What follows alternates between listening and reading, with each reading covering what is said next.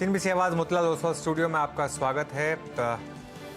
Markets में एक बेहद ही सीमित दायरे में कारोबार, हालांकि अब हम वापस डे हाई की तरफ बढ़ते हुए। क्या हो आपकी रणनीति और स्टॉक स्पेसिफिक स्ट्रैटेजीज के लिए जुड़े रहिए हमारे साथ। पहले हेडलाइंस।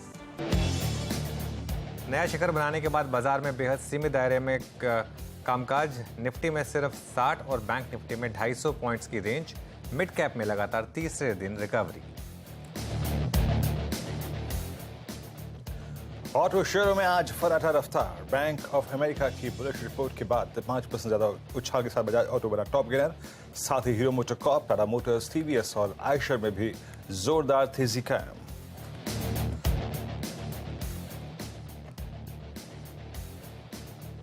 फुटसी की छमाही रिव्यू के तहत आज होगा एडजस्टमेंट। एचडीएफसी बैंक में आ सकता है $65 करोड़ का निवेश।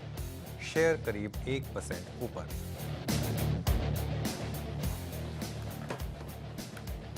रेस्टोरेंट ब्रांड्स एशिया में 25% ज्यादा का हिस्से का बढ़ा सौदा। करीब 1500 करोड़ रुपए में हुई डील। शेयर करीब 10% ऊपर। क्रूड में उबाल ने बिगाड़ी ओएमसीज और पेंट शेयरों की सेहत। 2 से 3% फिसले आईओसी, एचपीसीएल और बीपीसीएल। साथ ही इंडिगो में भी 2.25% की गिरावट।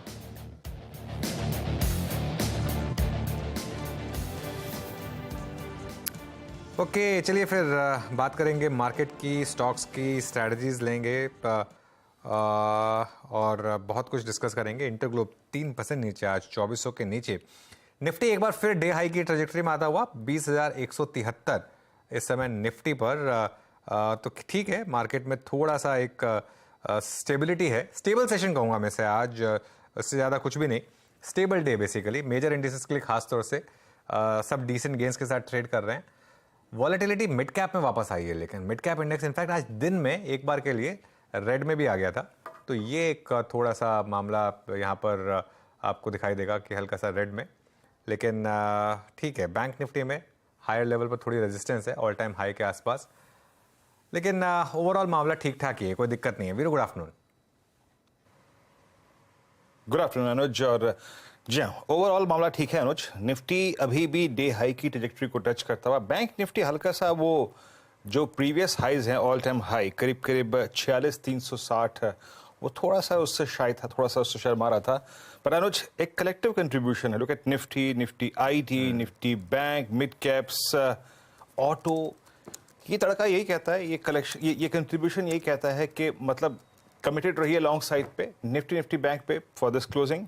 क्या अप्रोच रहेगी? एब्सोल्युटली वीरू, आई थिंक बिल्कुल you hit the nail on the head, जिसे कहते हैं। थोड़ी सी रेजिस्टेंस आ रही है, हालांकि अब हम वापस क्रॉस कर रहे हैं उस लेवल को। 20,170, 20,200 ये जोन है जहाँ थोड़ी सी रेजिस्टेंस है। लेकिन मार्केट में और कोई बड़ी रेजिस्टेंस है नहीं, ब्लू स्काई टेरिटरी में है मार्केट। इस मार्केट में आपको करना क्या है, इंट्राडे के इस तरीके की वोलेटिलिटी को थोड़ा पचाना है और ट्रेड कैरी करनी है, क्योंकि अगले दिन फिर गैप अप मिलता है आपको। अच्छा चांस है कि मंडे को आपको फिर गैप अप मिलेगा और मंडे गैप अप हमको सीधा 20,250 तक ले जाएगा। पॉसिबल है ये नेक्स्ट लेवल है वॉच आउट करने का। ये बड़ी वाली तेज़ी है, इसमें आपको जल्दी मुनाफा लेकर साइड में नहीं बैठना है। बीच बीच में आप प्रॉफिट लेकर हायर लेवल की कॉल्स में शिफ्ट करना चाहें वो कर सकते हैं, वो अलग बात होती है। लेकिन रहना आपको लॉन्ग ही है इस मार्केट में और हर डिप पर ऐड करना है जब तक निफ्टी पे 19,950 कायम है। अच्छा, 19,950 भी कोई एक पर्टिकुलर लेवल नहीं है, ये हम इसको रोज बढ़ाएंगे। अब ये हमने 19,750 से स्टार्ट किया था, 19,850 तक लेकर गए थे, अब 19,950 आ गया। थोड़ा सा और अगर 20,250 करोड़ जाएगा तो हम इसको 20,050 पर ले आएंगे। ये बहुत सिंपल है, इसी को ट्रेलिंग स्टॉप लॉस बोलते हैं। ये आपको जो है एकदम अपना प्रॉफिट जो है हर लेवल पर प्रोटेक्ट करते रहना है। लेकिन ये कहाँ पर जाकर रुकेगा इसकी कोई मतलब लिमिट नहीं है। हो सकता है 20,500, हो सकता है 21,000, हो सकता है 21,500। तो ये मार्केट अपने आप डिसाइड करेगा, हमको डिसाइड नहीं करना है। बैंक निफ्टी की जहाँ तक बात है, 100 पॉइंट दूर रह गया था आज ऑल टाइम हाई से। ठीक है, कोई दिक्कत नहीं है, ऑल टाइम हाई आना है यहाँ पर बैंक निफ्टी में और जल्दी आना है, इसमें भी कोई दिक्कत नहीं है, जल्दी आना है। 46,166 आज के हाई के हिसाब से अगर आप देखेंगे तो सिर्फ हाई 46,369 है, हम 46,280 तक गए, 100 पॉइंट से भी कम दूर रह गए थे। ये आएगा ऑल टाइम हाई, आज नहीं आएगा तो अगले वीक आएगा। ठीक है, थोड़ी सी रेजिस्टेंस है 46,300, 46,400 में, लेकिन सपोर्ट है 46,800 टू 45,800 टू 46,000 में।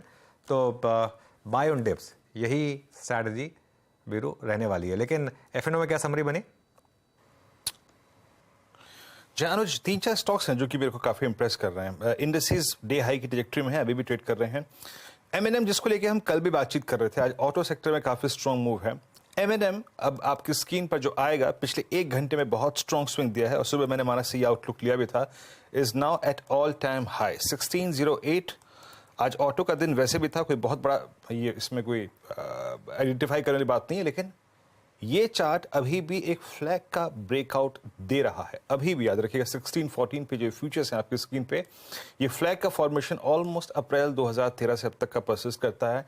ओआई एडिशंस करीब करीब 2 लाख का। अनुज, बहुत स्ट्रॉन्ग स्टेट्स हैं एमएनएम के। पूरा ऑटो काफी स्ट्रॉन्ग है, लेकिन अब जिन स्टॉक्स में मूव आ रहा है उसमें एक एमएनएम शामिल है।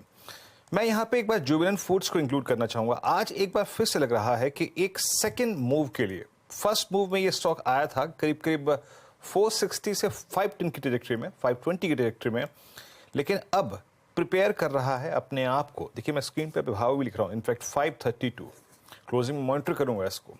बहुत स्ट्रांगली प्लेस्ड है और याद रखिएगा क्रिकेट फीवर जो है अब सितंबर एंड में प्लस अक्टूबर तो खैर आप जानते ही हैं चरम पे होगा। तो टाइम की प्लेसमेंट और इस स्टॉक का बिहेवियर, प्राइस की प्लेसमेंट बहुत इंटरेस्टिंग जगह है। इस स्टॉक पर नजर रखेंगे। 1.5 लाख शेयर ओपन इंटरेस्ट में जुड़े हैं। ऑप्शन एक्टिविटी भी काफी फेवरेबल है। एक स्टॉक और वो है फार्मा स्पेस से। अलग अलग स्पेस से अगर आप देखें तो स्टॉक्स इंप्रेस कर रहे हैं। इप्का लैब आपकी स्क्रीन पे आएगा, इट्स 928। यहां पर भी जिस फॉर्मेशन का जिक्र मैं एमएनएम के पर्सपेक्टिव से कर रहा था, लोअर एजेस पे बिटवीन मई और करंट डेट के बीच में, आज की तारीख के बीच में एक बहुत बेहतरीन फॉर्मेशन 928 पे ट्रेड करता हुआ ऑलमोस्ट अपना अगस्त फर्स्ट वीक का हाई क्रॉस कर रहा है। आप ओपन इंटरेस्ट को देखिए, अच्छा ओआई बिल्डअप है यहाँ पे 18% का। तो इस स्टॉक पे नजर रखेंगे एट 928। और लास्ट एक स्टॉक और है, that's again from auto space, Eicher Motors. सुबह बातचीत भी हुई थी इसकी, लेकिन 3439 पे याद रखिएगा, भले ही चल गया हो, बहुत चला है, लेकिन जो लोग कैरी करना चाहते हैं या फर्दर स्ट्रेंथ की एक्सपेक्टेशन की बात कर रहे हैं, है 3453। इसका एक पर्टिकुलर लेवल है। ये फ्यूचर से मैं स्पॉट की बात कर रहा हूं। अगर वो कटता है तो जुलाई के बाद, 6 जुलाई के बाद का ये हाईएस्ट लेवल होगा। लास्ट 2 सेशन में इसने 200 डे एक्सपेंशन में से पुल बैक दिया है। तो एक 4 स्टॉक्स मेरी तरफ से जिन पर आपको नजर रखनी चाहिए। अनुज, आज कुछ ट्रेंडिंग स्टॉक्स और कार्यक्रम का क्रम क्या रहेगा आज? बिल्कुल वीरू, तो पहले वॉल पे चलते हैं, ट्रेंडिंग स्टॉक्स देख लेते हैं, उसके बाद मैं आपको बताऊंगा कि आज शो में कौन कौन जुड़ने वाला है हमारे साथ। पहले तेजी वाले शेयरों की बात करेंगे। बजाज ऑटो आज का स्टॉक ऑफ द डे। सुबह से ही लग रहा था 5.5% ऊपर, वो ब्रोकरेज रिपोर्ट के बाद बैंक ऑफ अमेरिका की। हीरो मोटोकॉर्प ने उसके बाद एक कैचअप प्ले किया, 2.5% ऊपर हीरो मोटोकॉर्प। ग्रासिम 2.5% ऊपर और टेक महिंद्रा ये करीब करीब 1.5% ऊपर। तो ये कुछ स्टॉक्स, और आज और तेजी वाले स्टॉक्स भी हैं। वोडाफोन आइडिया एफएनओ का टॉप गेनर है एक्चुअली, 9% ऊपर, और उसके साथ साथ इंडस टावर भी चल रहा है 4% ऊपर। आईसीआईसीआई प्रो में गेंस हैं और मुथूट फाइनेंस ये भी करीब करीब 2% ऊपर। लूजर्स भी हैं आज, लूजर्स भी हैं। बीपीसीएल और एशियन पेंट्स ये गड़बड़ हो गई। इंटरग्लोब हाँ ये सही था, 3% नीचे। और आईओसी लूजर्स में आप क्लियरली एक जो इम्पैक्ट देख रहे हैं वो क्रूड प्राइसेस का है। जो ब्रेंट क्रूड प्राइसेस एकदम से सर्च किए उनका एक इम्पैक्ट आ रहा है। चलिए अब आपको बताता है कि आज हमारे साथ पैनल में कौन कौन जुड़ने वाला है। फंडामेंटल राय देने के लिए हमारे साथ हैं एयूएम कैपिटल के राजेश अग्रवाल। 2:20 पर वैल्यूएशन और ब्रोकरेजेस के डिटेल्स को लेकर ऑटो सेक्टर पर सुमित जुड़ेंगे हमारे साथ। 2:30 बजे कॉर्पोरेट स्कैन में मेटल सेक्टर पर हम चर्चा के लिए एक्सिस सिक्योरिटीज के senior research analyst Aditya Velkar को जोड़ेंगे। टेक्निकल कॉल्स के जरिए आपकी कमाई कराने के लिए हमारे साथ होंगे प्रकाश काबा, मानस जायसवाल, अमित सेठ, कविता जैन और समीत चौहान। 2:40 पर 4 का चौका। सस्ता ऑप्शन लेंगे मानस से, कविता जैन से आज एफएनओ का सुपरस्टार लेंगे, अमित सेठ से चार्ट का चमत्कार और मिड कैप फंडा राजेश अग्रवाल से। 2:45 बजे लता वेंकटेश को जोड़ेंगे और बात करेंगे कि जो भारतीय बॉन्ड मार्केट में जोश बन रहा है, क्योंकि ग्लोबल बॉन्ड इंडेक्स इंक्लूजन को लेकर फिर से एक चर्चा शुरू हो गई है, तो उसमें कितनी सच्चाई है, क्या होगा वहां पर। 2:50 पर बिग मार्केट वॉइसेस में हमारे साथ होंगे एलेक्सर इक्विटीज के डायरेक्टर दीपन मेहता। 3:10 पर लेंगे बीटीएसटी एसटीबीटी कॉल। 3:20 पर खिलाड़ी नंबर 1 के विजेता की करेंगे घोषणा। ये सब अपडेट्स लाइन अप है शो में कुछ ही देर में। वीरू, तो कॉल से देना शुरू करें फिर। जी बिल्कुल बिल्कुल। और इस बीच मार्केट्स निफ्टी जो है वो डे हाई की ट्रैजेक्टरी में ही ऑलमोस्ट आता हुआ बेस 184। डायरेक्टर साहब स्क्रीन पे एक बार टिक बाय टिक चार्ट रखिएगा। यस, मॉर्निंग हाई था, इट वाज 2195। हम बेहद सिर्फ 12 अंकों के नजदीक, यानी ये हमारा इंतजार कर रहा था 20 184 पे। टाई उतार दिया रुच क्या? अरे हाँ, मैं एक्चुअली नहीं, मैं फ्राइडे को दोपहर को एक्चुअली नॉर्मली उतार देता हूँ, वो स्लीव्स थोड़ी सी ऊपर कर लेता हूँ, ये एक थोड़ा सा फ्राइडे का लुक रहता है, अच्छा रहता है, उससे थोड़ी एनर्जी ज़्यादा आती है वीरू। फ्राइडे को शाम को दोपहर को आपको थोड़ी सी एनर्जी चाहिए होती है, तो उसके लिए थोड़ा सा टाई वगैरह उतार देता हूँ मैं, लेकिन वो दिमाग में ही नहीं रहा, मैं टाई लगा के आ गया, मैं कहा चलो फिर जितनी देर में आपने वो समरी पेश की उतनी देर में मैं सोचा चलो टाई उतार देता हूँ कम से कम। चलिए कॉल्स लेना शुरू करते हैं फिर। अच्छा किया। हाँ हाँ वीरू, बिल्कुल बिल्कुल अच्छा किया अनुज, खुला खुला महसूस हो रहा है। पैनल आपकी स्क्रीन पे है, प्रकाश सर, मानस, अमित जी और कविता जी। राजेश अग्रवाल जी मौजूद हैं कलकत्ता से। प्रकाश सर, पहली कॉल आपसे, बताइए क्या पिक कर रहे हैं इस लेवल पे आप क्लोजिंग में प्ले करने के लिए? स्टॉक जो मैंने चुना है वो है, सुबह स्पॉट किया था अनुज ने, टीवीएस मोटर। आज ऑटो क्षेत्र चल रहा था तो टीवीएस मोटर बढ़िया है, 1505 पर ट्रेल कर रहा है। स्टॉप होना चाहिए 1480 का, 25 रुपए का, लेकिन आज और कल मंडे तक के लिए क्वाइट पॉसिबल 1550 भी चला जाए। तो यस, टीवीएस मोटर तेजी है। टीवीएस मोटर में तेजी है, ये स्टॉक है गाबा सर की। और मानस, गुड आफ्टरनून मानस, आप क्या पिक कर रहे हैं? गुड आफ्टरनून अनुज जी। तो देखिए, खरीदारी करेंगे एमएनएम में। एमएनएम में अब एक फ्रेश ब्रेकआउट देखने को मिल गया है। यहाँ पर एक काफी रेजिस्टेंस था 1600 रुपए के आसपास, बट अब पैटर्न और वॉल्यूम को देख के लग रहा है कि 1600 का जो हर्डल था वो तो एमएनएम ने क्रॉस कर लिया और अब एक बड़ा मूव आपको देखने को मिल सकता है। तो 1660 1660 के टारगेट के लिए आप एमएनएम में खरीदारी कर सकते हैं। 1584 1584 का आपको स्टॉप लॉस लगाना है, दोनों ही कैश लेवल्स हैं। 1610 वाला कॉल ऑप्शन जो 30 रुपए पे ट्रेड हो रहा है, वहां पर भी खरीदारी कर सकते हैं। 19 रुपए का स्टॉप लॉस लगाइए उस ऑप्शन में और 50 रुपए की टारगेट सेट करिए। ओके, एमएनएम, यकीन मानिए ये डिस्कशन मैंने सुबह भी की थी मानस से और फिर बहुत शानदार है एमएनएम प्राइस। सुबह हमने प्रीएम्प्ट किया था, मूव तो 12 बजे आया था, सुबह हमने प्रीएम्प्ट किया था। कविता जी, गुड आफ्टरनून, बताइए आपकी कॉल क्या रहेगी? Very good afternoon, Virenji. Good afternoon, everyone. Well, मेरा कॉल लिटिल पोजिशनल होगा, that is on Indus tower पर एक अच्छे मूव बनते हुए दिख रहे हैं। एज ऑफ नाउ 191 के लेवल्स पर है। ऑन अ वीकली चार्ट ये अपने 100 वीक्स मूविंग एवरेज को सरपास करते हुए दिख रहा है। ये एक्सटेंड होना चाहिए मूव। आई बिलीव एक स्टॉप लॉस जो आपको इंट्राडे के लिहाज से मेंटेन करना चाहिए, दैट शुड बी 184। थोड़ा पोजिशनल नजरिया रखें, अपसाइड मुझे लगता है 200 205 के लेवल्स तक ये काउंटर मूव करता हुआ दिखेगा। ओके, चलिए इंडस टावर, ये वोडाफोन आइडिया का कमाल जो अब इंडस टावर में भी दिख रहा है। मार्केट काफ़ी एक्साइटेड है उस फंड रेजिंग को लेकर। अमित जी को जोड़ लेते हैं। अमित जी, गुड आफ्टरनून, बताइए आपकी trade. Good afternoon Anuj ji, good afternoon Viren ji and everybody on the panel. Anuj ji, मेरा इस समय टॉप ट्रेड रहेगा टाटा मोटर्स। टाटा मोटर्स ने एक राउंडिंग पैटर्न बनाया है अपने मूविंग एवरेजेस पे। पिछले 20 से 25 दिनों का अच्छा खासा यहाँ पे कंसोलिडेशन था। स्टॉक अपने 10 एमआ के ऊपर ट्रेड कर रहा है और काफी अच्छा मोमेंटम है यहाँ पे। 634.50 का इसका प्राइस है। टारगेट्स लगभग रहेंगे 650 655 के और स्टॉप लॉस रहेगा 626 रुपए का। ओके, चलिए टाटा मोटर्स यहाँ पर एक बाय कॉल। तो 4 में से 3 कॉल ऑटो स्पेस से, ये आपको बता रहा है किस तरीके का आज ऑटो स्पेस में मोमेंटम है। राजेश अग्रवाल जुड़ गए हमारे साथ। राजेश जी, गुड आफ्टरनून, आपकी पिक भी ऑटो स्पेस ही रहेगी क्या सर? गुड आफ्टरनून अनुज जी, वीरेंद्र जी, पार्टी के पैनल ट्रेड की अगर बात की जाए तो मैं ग्रासिम के साथ जाना चाहूंगा। अगर आप देखो तो बीएसएफ और कॉस्टिक दोनों में वॉल्यूम्स बढ़ रहे हैं। कॉस्टिक के पिछले दिनों भाव भी बढ़े हैं और बीएसएफ में भी डिमांड लौट रही है, जिसके कारण से हमें लगता है कि रिलेशन बेहतर हो जाएंगे। सिर्फ एक ओवरहैंग है कि डोमेस्टिक स्लोडाउन जो चाइना में चल रहा है उसके कारण से भाव में रिलेशन में थोड़ा दबाव रह सकता है, पर जिस तरीके से दूसरी जगह डिमांड बढ़ रही है, डोमेस्टिक डिमांड बढ़ रही है, हमें बहुत उम्मीद है कि रिलेशन बढ़ जाएंगे। उसके अलावा अगर आप देखें तो अल्ट्राटेक में इसकी करीब करीब 57.5% की होल्डिंग है, एबीसीएल में होल्डिंग है, वोडाफोन में होल्डिंग है और वो सारी कंपनियां इस वक्त अच्छा चल रही है। अल्ट्राटेक से तो खास उम्मीद बनी हुई है और जो कैपेसिटी एडिशन बीएसएफ में हुआ था वो भी बॉटम लाइन में ऐड करेगा। तो मुझे लगता है ऑल इन ऑल बहुत अच्छा है। पेंट में वो जाने की अनाउंसमेंट हो चुकी है 10,000 करोड़ के इन्वेस्टमेंट के साथ। वैल्यूएशन भी अगर आप देखेंगे तो 22-23 की पी में स्टॉक ठीक ठाक लग रहा है, तो यहाँ पे खरीदारी करनी चाहिए 2200 के टारगेट के साथ।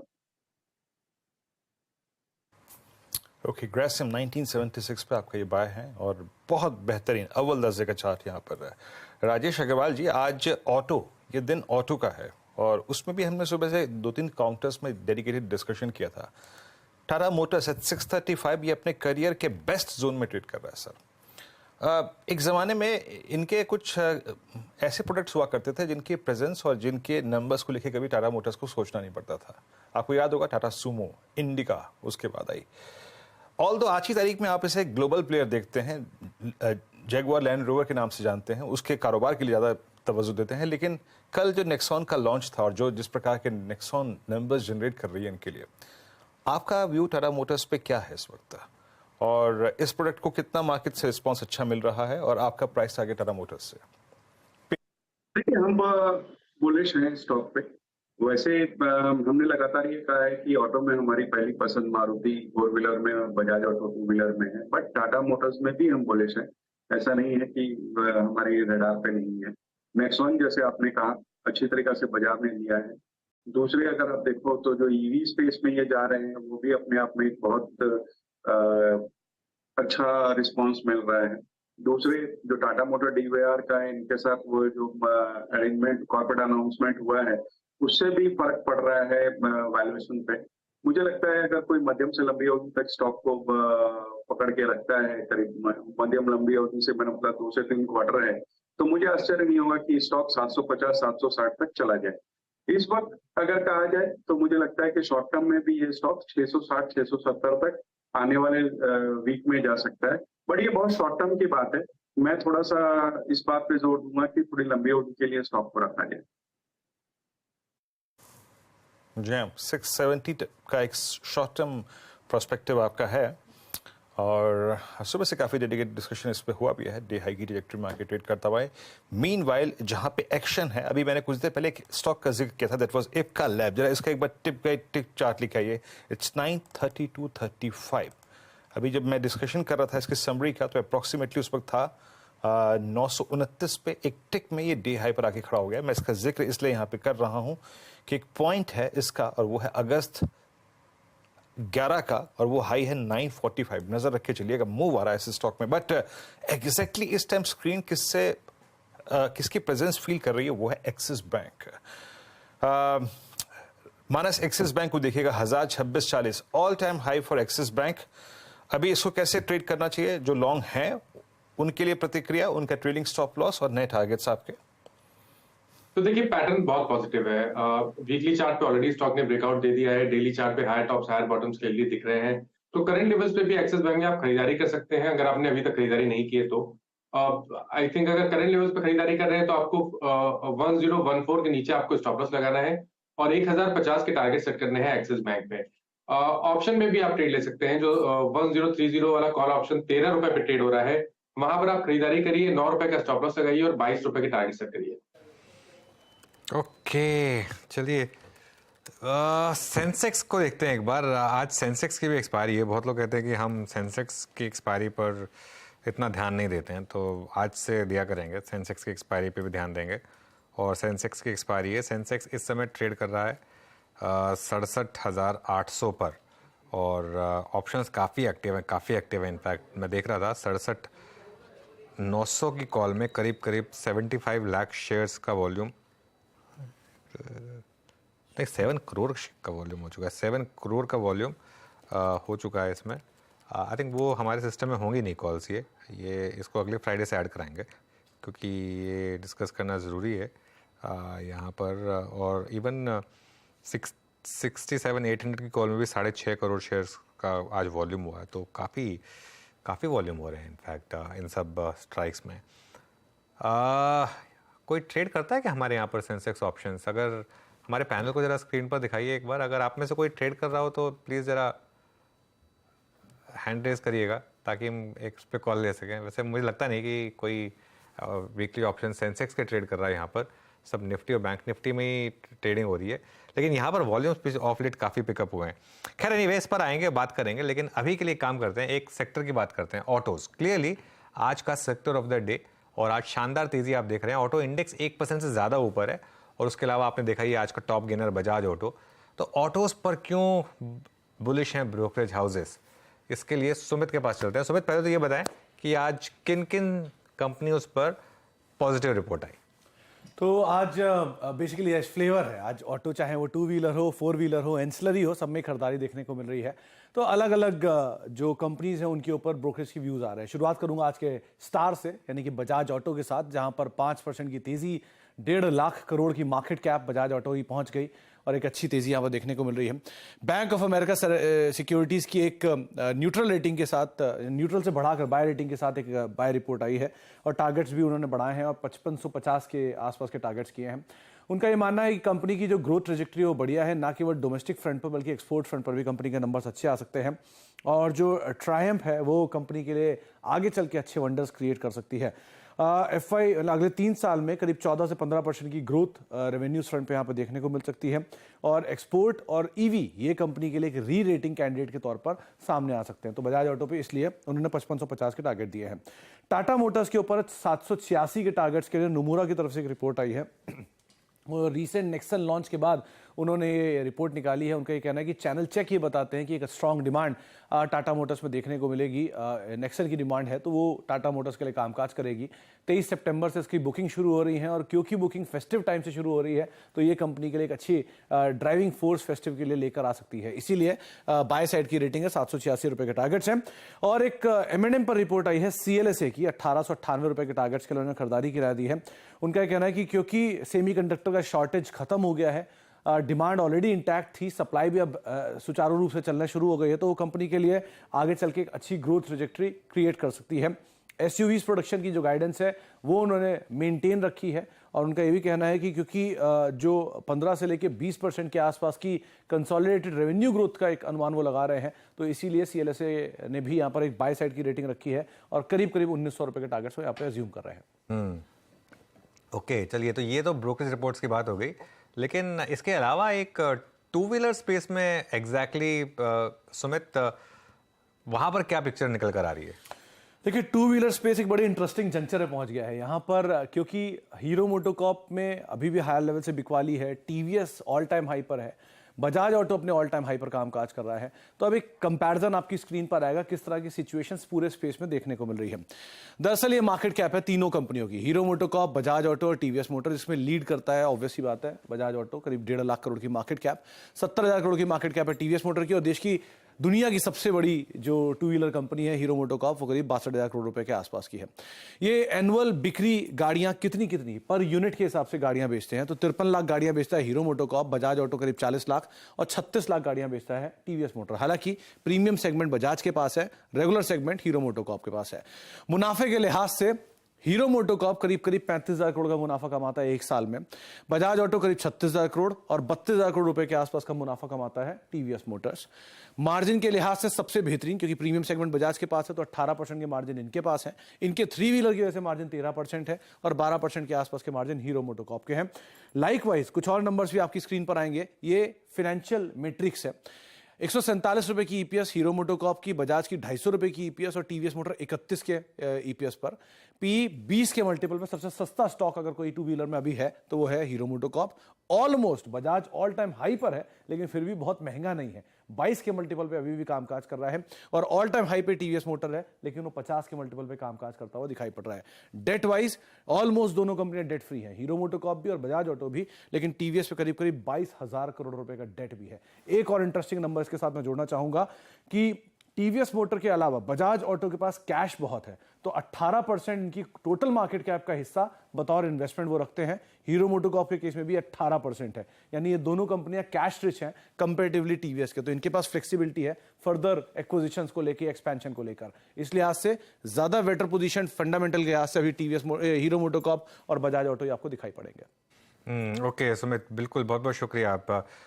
राजेश जी, एक बार फिर रिविजिट करते हैं, क्योंकि हीरो ऑब्वियसली उसको सबसे कम मल्टीपल देती है मार्केट, क्योंकि मार्जिन प्रोफाइल सबसे कम है। TVS रेटिंग्स के हिसाब से शायद सबसे ज़्यादा मल्टीपल मिलता है TVS को। EV में सबसे जो क्लियर कट उसने लीड ली उसकी वजह से। आयशर को इसमें नहीं जोड़ रहा हूँ एग्जैक्टली, लेकिन पैकिंग ऑर्डर क्या होगा 2 व्हीलर्स में? देखिए, पैकिंग ऑर्डर अभी मैंने थोड़ी देर पहले भी कहा ना कि हमारी पहली पसंद बजाज ऑटो ही रहेगी। सेकंड में अपने हीरो मोटर को रख सकते हैं और थर्ड में TVS मोटर को। अगर आप देखें तो ठीक है, एक्सपोर्ट पे थोड़े चैलेंजेस हैं इनको, बट लीडरशिप पोजीशन अभी भी है की मार्केट्स में। अगर आप देखें वॉल्यूम ग्रोथ बढ़ने वाली है, जैसे जैसे बिजनेस साइकिल टर्न करेगा वॉल्यूम ग्रोथ बढ़ती जाएगी। दूसरे मार्केट शेयर जो है मुझे लगता है कि बजाज ऑटो का लगातार बढ़ता रहेगा। मार्जिन जैसे अभी सुमित बता रहे थे कि बेहतर है अगर आप कंपेयर करो टीवीएस मोटर से, और वैल्यूएशन भी 20-22 की पी में महंगा नहीं है, कैश है बैलेंस शीट में। और सबसे अच्छी बात है कि जो रॉ मटेरियल कॉस्ट में अब थोड़ी सी गिरावट देखी गई है, और इनका प्रोडक्ट मिक्स जितना अच्छा है, जो कि एंट्री लेवल के भी इनके पास अच्छी बाइक्स है और प्रीमियम बाइक्स भी है, तो मुझे लगता है कि हर लिहाज से बजाज ऑटो नंबर 1 पे रहना चाहिए। बजाज ऑटो आज का टॉप गेनर और सुबह सुबह सबसे स्ट्रॉन्ग स्विंग वाला स्टॉक ये राजेश जी की प्रेफर्ड चॉइस है।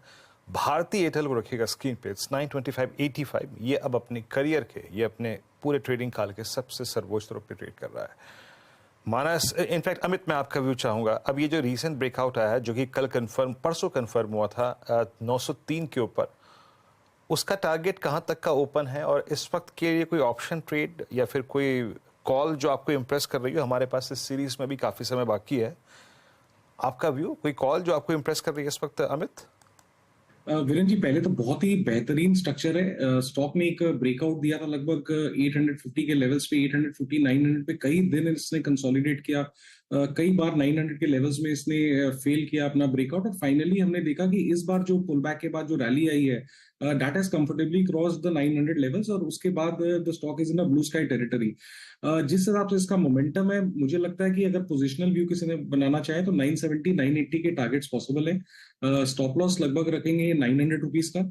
और रही बात ऑप्शन की, तो 940 का ऑप्शन सितंबर का भी 9 रुपीज पे ट्रेड कर रहा है।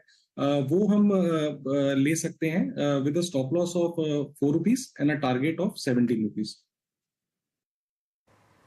जैम 920 की 926 पे ट्रेड कर रहा है, और 940 का कॉल का जो आस्किंग प्राइस है वो है करीब करीब 9 रुपये का। डॉक्टर साहब रखिएगा, ये मेरे को नहीं लगता कि ये बहुत ज़्यादा है, ये रीजनेबली प्राइस्ड ऑप्शन भी है। अनुज, काफ़ी समय से, इनफैक्ट आपको याद होगा प्री कोविड जब हम वो 10:30 का प्रोग्राम किया करते थे कॉलर शो, तब से बात हो रही है हमारी भारतीय एयरटेल पर। उस वक्त हुआ करता था 450 रुपये का स्टॉक, कि ये यहाँ से कम 1000 रुपये का आउटलुक रखता है। आज ये ऑलमोस्ट 1000 की दहलीज पे खड़ा है, और सुपर स्ट्रेंथ, गजब, ऑल टाइम हाई। बीरू, एक चीज़ मैं कहूँगा, आपकी मेमोरी बहुत स्ट्रांग है वैसे।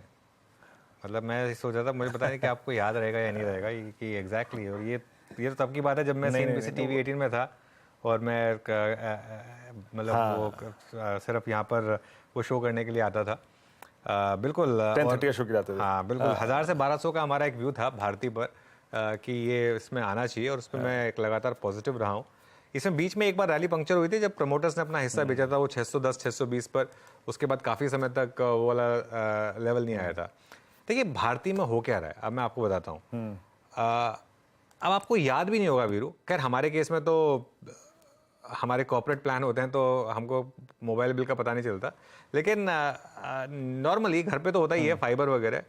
ये कंपनियां कितनी क्वाइटली 20-20 25-25 रुपए बढ़ा रही हैं चार्जेस, हमें पता भी नहीं चलता। ठीक है ना, पता भी नहीं चलता, 20-20 25 रुपए महीना 30। अब इशू क्या है, वो 300 वाला 330 हो गया, हमारी पॉकेट पे हल्का सा फर्क नहीं पड़ता, 1% का भी फर्क नहीं पड़ता। इन कंपनियों के पॉकेट पे सीधा 10% मार्जिन बढ़ जाता है, और सीधा 10% आरपू बढ़ जाता है। ठीक है ना, और डेटा बॉटम आउट हो चुका है। पूरी दुनिया में सबसे चीप डेटा हमारी कंट्री में, और ये यहाँ से सिर्फ बढ़ रहा है। और एक टाइम पे महीने का 6 GB लगता था कि बहुत ज़्यादा डेटा है, आज डेली 1.5 GB 2 GB लोगों का ख़त्म हो जाता है डेटा, और लोगों को डेटा पैक लेना पड़ता है उसके बाद। ठीक है ना, तो वो सारा का सारा मामला यहाँ पर उस लेवरेज का है, क्योंकि आपने प्राइस बढ़ा दिया बस पैक का 30-40 रुपये, वो सीधा आपके आरपू में ऐड होता है, सीधा आपके मार्जिन में ऐड होता है। और एक और चीज़, टेलीकॉम में अभी भी वैल्यूएशन जो है इसके पीक पे नहीं है। इसके पीक पे जो वैल्यूएशन थी, और अब ये सब भी पीछे जा चुका है, जो इनका AGR वगैरह के ड्यूज थे वो सब मामला भी पीछे आ चुका है। एक और चीज़ हुई है, आई थिंक गवर्नमेंट्स को भी रियलाइज़ हो गया। पहले गवर्नमेंट्स क्या है ना, इस सेक्टर को एज एक पूरा कैश काउ मानती थी। वो स्पेक्ट्रम में इतना ज़्यादा पैसा लग जाता था, और उसके बाद इतने सारे प्लेयर्स हो गए थे, अब कॉम्पिटिशन में नहीं रहा। अब ले दे के 2.5 प्लेयर्स हैं इस मार्केट में। ठीक है, तो वो गवर्नमेंट को भी पता है कि थोड़ा सा रीजनेबल एक्सपेक्टेशन उनकी भी होनी चाहिए। तो इस चीज़ को लेकर एक आगे विजिबिलिटी भी है अर्निंग्स को लेकर, और ये कई कारण हैं जिसकी वजह से इस तरीके के मूव्स आपने भारती में देखें? बिल्कुल, मुझे याद है अनुज, ज़्यादा पुरानी बात नहीं होगी, जियो से मात्र 1 साल पहले की बात है, मैं सही हूँ तो, वो भारती एयरटेल का एक वाइट रंग का डोंगल आया करता था, बीच में पुश बटन होता था, उसमें 2 GB डेटा मिलता था, 2 GB डेटा, और उसमें, और वो करीब 1350-1400 रुपये का पड़ता था। और आज मेरे ख्याल से अगर मेरे घर में जियो फाइबर है तो 100 GB उसका मिला लीजिए, और डेली का 2 GB, तो आप डेटा कंजम्पशन देखिए कहाँ पर आके आया। वाकई आपकी स्क्रीन पे भारती एयरटेल इसी डिस्कशन के साथ ही डे हाई पर और ऑल टाइम हाई पर आके खड़ा हो गया। इट्स 928.70 इस डिस्कशन के दौरान जो अपटिक्स आए, इसमें ये करियर के हाईस पे। जरा एक बार कॉल दिखाइए, मैं क्यों कॉल की बात कर रहा था कि इस कॉल को पकड़ लीजिए, उस कॉल में स्विंग आ रहा था, और 9:25 की वो कॉल थी, जरा लेके आइएगा 9:40 की कॉल अब कितनी हो गई, मेरे ख्याल से अब वो डे हाई पर आ गई होगी। 9:25 की कॉल पकड़ी थी हमने वो, और डायरेक्टर साहब बता देंगे मेरे को प्लीज़ रेट, मेरे पास इस पर स्क्रीन पे प्रीमियम नहीं आ रहा है, नहीं आके अभी मेरे ख्याल से स्क्रीन पे प्रीमियम नहीं आ रहा है, इसको चेंज करते हैं विषय को। बट भारती एयरटेल अब डे हाई पर आके ट्रेड करता हुआ 10:40 हो गई, 10:40 हो गई, 10:40 हो गई। तो भारती का ट्रेड पकड़ा गया, एक M&M का ट्रेड पकड़ा गया। अब उसके बाद लेके आते हैं एक और स्पेस, इसको स्टॉक को छेड़ते हैं। देखिए वाइट गुड सेगमेंट में नजर रखिएगा आप। अब एक स्टॉक पे जिस पर मैं राय लूंगा कविता की, हेवल्स का सितंबर, अक्टूबर, नवंबर, दिसंबर, मतलब 2021 से लेकर अब तक की पूरी ट्रेजेक्ट्री का हाई जो है वो बाइसेक्ट होने वाला है। कविता जी, ये मल्टी ईयर चैनल बाइसेक्ट हो सकती है 1440 पे, 1460 पे। आपका व्यू, सुबह हमने M&M को प्रीएम्प्ट किया था, क्या इस वक्त हेवल्स को प्रीएम्प्ट करना चाहिए उस बड़े ब्रेकआउट के लिए? वीरेन जी, अगर आप इसका मंथली चार्ट सेटअप देखेंगे तो there lies lot of scope in the counter की एक बहुत अच्छे अपसाइड मूव दे सकता है। ऑलरेडी अगर आप देखिए पिछले कुछ दिनों से अच्छा मूव है, और 5 दिनों की गिरावट के बाद आज इसका first day of leg start हुआ है। आज मॉर्निंग में ये कॉल हमने अपने ब्रोकिंग हाउस में शेयर भी किया है, 1437 के लेवल्स पर है। आई बिलीव पोजिशनल सेटअप अगर देखें 1460 के ऊपर ये अच्छे मूव्स देता हुआ दिखेगा। इमीडिएट टारगेट 1530 1540 के होंगे। तो एज ऑफ नाउ जिन्होंने पोजीशनिंग कर रखी है वो इमीडिएट टारगेट 1460 के लेवल्स पर इसे एक बार रिविजिट करें। उस ब्रेकआउट आने पर मुझे लगता है नए हाइस की तरफ ये काउंटर बढ़ता हुआ दिखेगा। ट्रेडिंग स्टॉप लॉस अंटिल ये 1380 के ऊपर मेंटेन है। Positional setup for me is upside for happiness. चलिए अब एक काम करते हैं, अब मेटल सेक्टर की बात करते हैं। पिछले कुछ दिनों से काफ़ी एक्शन है, हालांकि इस साल में कोई खास रिटर्न्स नहीं रहे हैं, लेकिन अगर आप पिछले कुछ दिनों में देखेंगे तो बहुत शानदार रिटर्न्स रहे हैं। चीन में इकोनॉमिक बूस्टर से मेटल्स में एक शानदार तेज़ी है। प्रॉपर्टी और इंफ्रास्ट्रक्चर सेक्टर को बूस्ट देने के लिए चीन ने रिजर्व रिक्वायरमेंट रेशियो में दूसरी बार इस साल कटौती की है। इस कदम से चीन में मेटल डिमांड बढ़ने की उम्मीद है। प्लस चाइना के डेटा पिछले कुछ दिनों में अच्छे रहे हैं। आउटलुक पर बात करने के लिए हमारे साथ एक्सिस सिक्योरिटीज़ के सीनियर रिसर्च एनालिस्ट आदित्य वेलेकर जुड़ गए हैं। Aditya, good afternoon. बताइए किस तरीके से देख रहे हैं आप मेटल सेक्टर को इन लाइट ऑफ जो चाइना में रिसेंट डेवलपमेंट्स हुई हैं। पहले तो एक सेक्टर पर ओवरऑल व्यू लेते हैं, उसके बाद इंडिविजुअल कंपनीज की बात करेंगे। गुड आफ्टरनून अनुज। सो चाइना डेफिनेटली एक कंटिन्यूअस सपोर्ट दे रहा है उसकी इकोनॉमी को। तो जो जैसे आपने कहा लास्ट कपल ऑफ वीक से कंटिन्यूअस चाइना से न्यूज आ रही है, तो एक बड़ा ट्रिगर जो सेक्टर के लिए था वो mortgage rates first time buyer और सेकंड टाइम बायर्स के लिए जो उन्होंने कम किए, उसके बाद वहाँ पे जो 2 बड़ी सिटीज है शंघाई और बीजिंग, वहाँ पे जो एग्जिस्टिंग हाउसिंग्स है वहाँ पे सेल्स थोड़ा इंक्रीज हुआ है। तो ये जो लेटेस्ट वहाँ का जो अपडेट है वो ये है। अभी जो RRR कट कर रहे हैं और जो लो प्राइम लोन रेट और ओवरऑल जो रेट कट का जो साइकिल उन्होंने जो लास्ट कुछ वीक से किया है, वो सब यही इंडिकेट कर रहा है कि they want to revive the property sector. तो लिक्विडिटी बूस्ट कर रहे हैं, मॉर्गेज रेट्स उन्होंने कम किए हैं। अभी इसका जो ट्रांजिशन होगा वो अगर प्रॉपर्टी एग्जिस्टिंग प्रॉपर्टी सेल्स से अगर न्यू प्रॉपर्टी जो है, यानी अगर जो एग्जिस्टिंग जो उनके बड़े बड़े डेवलपर्स है वो नई लैंड खरीद के अगर प्रॉपर्टी कंस्ट्रक्शन नया चालू करते हैं तो कमोडिटी को बूस्ट मिल सकता है। बट एज ऑफ नाउ स्थिति ये है कि उनके पास एग्जिस्टिंग हाउसिंग जो उनकी इन्वेंट्री है वो काफी ज्यादा है और डिमांड उस तरह से पिकअप नहीं हुआ है। तो जो मूव्स है वो अभी प्रॉपर्टी डेवलपर्स को थोड़ा सा रिलीफ देने के लिए उन्होंने ये सब एक्टिविटीज की है। उनके डेट्स में काफी ज्यादा, उनके बुक्स में काफी ज्यादा डेट है, तो उसको रिलीफ और हाउसिंग प्राइसेस कोलैप्स होने से बचाने के लिए ये सब उनकी मूव्स है। बट एक कमोडिटी बुल रन सिनेरियो तभी बनेगा जब जो नया कंस्ट्रक्शन, नया housing starts with new land buying, अगर ये आता है, जिसके लिए थोड़ा टाइम लग सकता है। हो सकता है कि आगे जाके और चाइना कुछ ना कुछ स्टिमुलस इस एरिया में दे, क्योंकि उसका इकोनॉमी प्रॉपर्टी पे डिपेंडेंट है, और स्टील जो डिमांड है वो 40% रियल एस्टेट से ही आता है, चाइना से। सो ये मोटा मोटी एक चाइना का एक इकोनॉमिक आउटलुक अभी नजर आ रहा है। बिल्कुल। एक स्पेसिफिक अब मैं बोलूँगा आपसे टाटा स्टील पर, क्योंकि यहाँ पर एक और एडेड ट्रिगर है यूरोप में जो उनकी डील की डिस्कशन चल रही है। यहाँ पर क्या भी होगा आपका? हाँ, यूरोप में उनके जो यूके के एसेट्स है वो लाइफ टाइम, उनकी जो लाइफ है वो अभी खत्म होने के इस पे है। तो जो अपस्ट्रीम एसेट्स है उसके लिए आई थिंक अभी जो लेटेस्ट न्यूज है वो 500 million pounds government of UK ने उनको सपोर्ट दिया है, और 700 मिलियन पाउंड्स टाटा स्टील डालने वाला है। बट इसका और अभी आगे जाके उसका क्या कैपेक्स रिक्वायरमेंट आता है after this preliminary first round of capex, क्योंकि अगर if they go for a green steel transition यहाँ पे, तो हो सकता है कि कैपेसिटी रिक्वायरमेंट और आगे बढ़ते जाए। सो वो एक डेवलपिंग स्पेस रहेगा टाटा स्टील यूके का। बट ओवरऑल टाटा स्टील को आप अगर कंसोलिडेटेड लेवल पे देखें तो Tata Steel UK as a percentage of total steel production capacity of Tata Steel group, ये अभी इनसिग्निफिकेंट होते जा रही है, क्योंकि टाटा स्टील इंडिया में अच्छा एक्सपांशन कर रहा है। अभी उसका 5 मिलियन टन कलिंगानगर फेज 2 का जो प्रोजेक्ट है वो FY26 में आने वाला है, और उसका एक लॉन्ग टर्म जो एक्सपांशन जो टारगेट है वो 20 मिलियन टन से 40 मिलियन टन बाय FY30 का एक इंडिया में उनका टाटा स्टील इंडिया का टारगेट है। तो अगर ये ओवरऑल पर्सपेक्टिव से आप देखें तो टाटा स्टील में जो एक प्रोडक्शन कैपेसिटी टेलविंड है वो इंडिया में ज्यादा है, तो वो इंडिया में फुटप्रिंट बढ़ा रहे हैं, जहाँ पे ईबिटा पर टन अच्छा है। तो उसके वजह से टाटा स्टील का जो रिसेंट रैली हमने देखा वो उसमें एक वो that is one of the factors की जो रैली में कंट्रीब्यूट किया है। तो टाटा स्टील का प्राइस टू बुक सपोर्टिव है इस लेवल पे। आदित्य जी, एक और चीज़, अभी आपने टाटा स्टील पे अपना व्यू शेयर किया चाइना मार्केट पे, रेस्ट ऑफ द वर्ल्ड में, I mean excluding I think China, demand कैसी है? दरअसल मैं अपना प्रश्न जो है वो केंद्रित या फिर टारगेट कर रहा हूँ एक और कंपनी जिसका एक्सपोर्ट मार्केट पोस्ट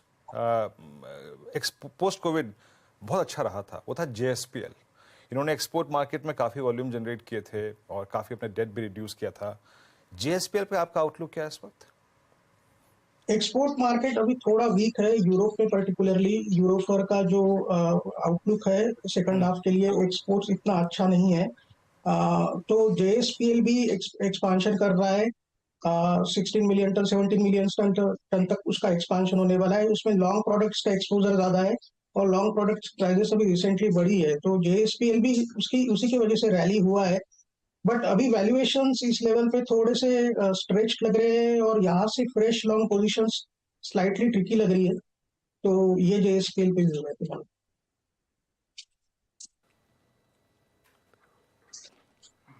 सेल ने भी इस दौर में बहुत अच्छा पुलबैक दिया है और 9670 की जोन में, और सेल पे आपका एक व्यू चाहूंगा JSPL के साथ साथ। सेल में एक जो हमने हिस्टोरिकली देखा है कि सेल एक कैपेक्स इंटेंसिव फेज में जब भी जाता है, तो लास्ट ईयर भी जब वो कैपेसिटी एक्सपांशन कर रहा था तो 20 मिलियन टन कैपेसिटी एक्सपांशन करते करते उसको 10 साल लग गए, जिसकी वजह से उसका जो कैपेक्स ओवररन था, एक जो डिले हुआ है, उसकी वजह से रिटर्न ऑन कैपिटल एम्प्लॉयड इतना अच्छा नहीं आया है सेल का। तो अभी सेल का जो उनका जो प्लान्स है, they want to expand the production capacity once again from 20 million ton to 32 million ton by FY32। तो जैसे ये अभी कैपेसिटी एक्सपांशन में फिर से जाएगा, तो लॉन्ग टर्म व्यू में एक कंसर्न हमेशा सेल के बारे में इमर्ज होता है कि वो return on capex, return on capital employed का एक कंसर्न उभर के आता है, बिकॉज इतना बड़ा अभी वो कैपेक्स अगर करता है कैपेसिटी एक्सपांशन करने के लिए, तो उसका लिवरेज जो डेट है वो बढ़ते जाएगा। और उसका fixed cost as compare to other steel players like Tata Steel, JSW, JSPL, ये थोड़ा ज्यादा है। कोकिंग कोल प्राइजेस से भी थोड़ा सा सेंसिटिव है। सो हमारा पिक टाटा स्टील है रादर देन सेल। और अभी रिसेंट न्यूज है कि कोकिंग कोल प्राइजेस 300 के पास टच हुई है। ऑस्ट्रेलिया में एक माइन है बीएमए, बीएचपी मित्सुबिशी अलायंस की एक माइन है जो कोकिंग कोल सप्लाई करती है। वहां के एक्सीडेंट की वजह से कोकिंग कोल में थोड़ा सा डिसरप्शन हुआ है। तो कोकिंग कोल प्राइजेस ये सभी स्टील कंपनीज के लिए बहुत क्रिटिकल है और वो अभी 300 के आसपास जस्ट टच हुई है। तो उसके वजह से स्प्रेड्स में मे बी इन Q3 जो एक लैग के साथ चलता है स्प्रेड्स, तो स्प्रेड्स में थोड़ा सा इम्पैक्ट आ सकता है। बट देखना पड़ेगा कि ये प्राइजेस कितनी सस्टेन करती है। बट ये एक स्लाइटली नेगेटिव न्यूज आज आई है स्टील सेक्टर के लिए। राइट, बहुत बहुत शुक्रिया आदित्य आज हमारे साथ जुड़ने के लिए और इस सेक्टर पर बात करने के लिए। लेकिन बात हो रही है ग्लोबल मार्केट्स की, तो ग्लोबल बॉन्ड इंडेक्स में भारत की एंट्री की फिर से खबरें निकल कर आने लगी। इनफैक्ट आपको याद होगा पिछले साल ये इंक्लूजन नहीं हुआ था। इस साल नॉर्मली अक्टूबर में एक्सपेक्टेशन थी कि ये इंक्लूजन होगा या नहीं होगा। इस चीज़ को लेकर कयास लगाए गए थे, लेकिन फिर बीच में ये मामला बैठ गया था। अब बॉन्ड मार्केट को देखकर ऐसा लग रहा है कि शायद वापस ये इंक्लूजन की एक्सपेक्टेशन है। लता को जोड़ लेते हैं जो इस मार्केट को हम सबसे ज़्यादा अच्छी तरह समझती हैं। तो लता बताइए, क्या आपको लग रहा है, क्यों आपको ऐसा लग रहा है कि एक्सपेक्टेशन है कि इस बार इंक्लूजन हो जाएगा, एटलीस्ट मार्केट एक्सपेक्ट कर रहा है कि इस बार इंक्लूजन हो जाएगा? दो तीन चीज़ें हैं। वैसे तो सब बॉन्ड डीलर्स इसकी चर्चा करने लगे और बताने लगे कि नॉर्मली ये बॉन्ड इंडेक्स मैनेजर्स, जेपीएम जैसे बॉन्ड इंडेक्स मैनेजर्स अगस्त में सर्वे करते हैं, क्योंकि रिकास्ट या रिव्यू सितंबर एंड में होता है, सितंबर लास्ट डेट ऑफ सितंबर 30। तो उसके पहले एक सर्वे करते हैं और अभी पता चला, मतलब लास्ट वीक ये चर्चा चल रही थी कि बहुत सारे इन्वेस्टर्स ने हाँ कर दी, मतलब इन फेवर ऑफ इंडिया उन्होंने अपनी राय प्रकट कर ली। दूसरी बात, इंपॉर्टेंट रीजन वाई ये रूमर को थोड़ा गर्मी मिली इज बिकॉज रिजर्व बैंक ने भी कस्टोडियल बैंक से पूछा कि क्या तुम बड़े वॉल्यूम्स हैंडल कर पाओगे बॉन्ड, इंडियन बॉन्ड्स के। तो वंस अगेन कि ये थोड़ा इंटरेस्टिंग लगा रूमर। और फिर जब आज बॉन्ड क्रूड प्राइसेस 94 पहुंच गए और यूएस यील्ड्स भी 4.28 जो ऑलरेडी वेरी हाई है वहां से 4.31 हो गए, वन वुड हैव एक्सपेक्टेड कि रिएक्शन बड़ा होगा। रिएक्शन इतना बड़ा नहीं था, 3-4 बेसिस पॉइंट का था, और वो इसलिए भी कि आज ऑक्शन खत्म हो गया और bond auction, are normal weekly bond auction, और वो माल भी मार्केट में आ गया। इतने सारे रीजंस के बावजूद भी 2-4 बेसिस पॉइंट चढ़े हैं। मतलब देयर आर सम पीपल जिनको थोड़ा अभी भी होप है। लेकिन मैं ये बात जाहिर कर दूं कि this is all based on speculation, based on the fact कि बहुत लोगों ने ऐसे आंसर दिया, इन्वेस्टर्स, आरबीआई ने ऐसे पूछा कस्टोडियल बैंक से, इसी पर निर्भर है। और हाँ, जेपीएम का भी एक रिपोर्ट माना जाता है कि आउट है कि हम विदहोल्डिंग टैक्स एडजस्ट करके पैसे क्लियर कर सकते हैं, ऐसा भी एक रिपोर्ट है। तो इसके वजह से भी, क्योंकि इंडिया का सबसे बड़ा ऑपोजिशन ये था कि हम टैक्सेस नहीं कैंसिल करेंगे, और हमारा सिर्फ विदहोल्डिंग नहीं है, हमारा कैपिटल गेन्स टैक्स भी है, और हम लोग उस पर अड़े हैं कि we will not change only for the foreigners. हालांकि अभी हमने bond investors, Indian bond investors को एक्चुअली जो टैक्स एग्जेम्पशन था वो निकाल लिया है। So there is no way India is going to change. इसीलिए अभी कितना ये स्पेक्यूलेशन, ये चैटर कहो, ये रूमर कहो, को हमको वेट देना है अभी क्लियर नहीं है। इतना कोई पोजीशन लिया नहीं होगा, क्योंकि लास्ट टाइम बहुत मारामारी हो गई थी, people lost a lot of money, इसलिए अभी शायद ये रूमर के लेवल पर ही ठहरा हुआ है। बिल्कुल रूमर के लेवल पर ही ठहरा हुआ है। लता, बहुत बहुत शुक्रिया। और अवीरू, मैं एक चीज़ और बोलूँगा, ये 2-3 महीने पहले आपको याद होगा 2-3 फॉरेन ब्रोकरेजेस ने एक साथ इंडिया को अपग्रेड किया था। तो उस समय भी ये थोड़ा सा कयास लगाया जा रहा था कि शायद इनको भी कुछ पता है कि ये होना है, और ये होना तो है। इस साल नहीं हुआ तो अगले साल तो बहुत ज़्यादा चांसेस हैं। इस साल के 50% चांसेस हैं, जो मुझे इन्फॉर्मेशन मिल रही थी कि इस साल के 50-50 चांसेस हैं। लेकिन अगर हुआ तो बहुत बड़ा इन्फ्लो आएगा इंडिया में, और मतलब आप इमेजिन नहीं कर सकते इतना इन्फ्लो आएगा। तो सोचिए वो पूरा का पूरा पैसा चेस करेगा मार्केट्स को, बॉन्ड मार्केट को, इक्विटी मार्केट को, हर तरफ। तो ये एक बड़ा इवेंट है जो अक्टूबर में एक्सपेक्ट कर रहे हैं। अगेन अभी सिर्फ ये रूमर है, लेकिन काफ़ी स्ट्रॉन्ग बज़ है अब तो देखते हैं ये आता है या नहीं आता। वैसे होना चाहिए, हमारा इंक्लूजन होना चाहिए। मैं तो ये मानता हूँ कि अब तक हो जाना चाहिए था, नहीं हुआ, लेकिन ये आएगा सूनर और लेटर। अनुज, इसके एक पूछूं आपसे बात, पता नहीं मेरा प्रश्न ठीक है कि नहीं हो गया, लेकिन जब आप अंतर्राष्ट्रीय प्लेटफॉर्म पे होंगे आपका बॉन्ड बाजार, तो सरकार के ऊपर इसका क्या दबाव होगा? आपको तब फिस्कल डिसिप्लिन ज्यादा मेंटेन करना पड़ेगा, एक बहुत स्ट्रांग रोड मैप देना पड़ेगा, क्या ये होगा इसका इम्पैक्ट? मेरे को एक चीज़ कहूँगा मैं, इस गवर्नमेंट को लेकर इन्होंने फिस्कल प्रूडेंस को लेकर कॉम्प्रोमाइज़ किया ही नहीं है, बिल्कुल कॉम्प्रोमाइज़ नहीं किया है।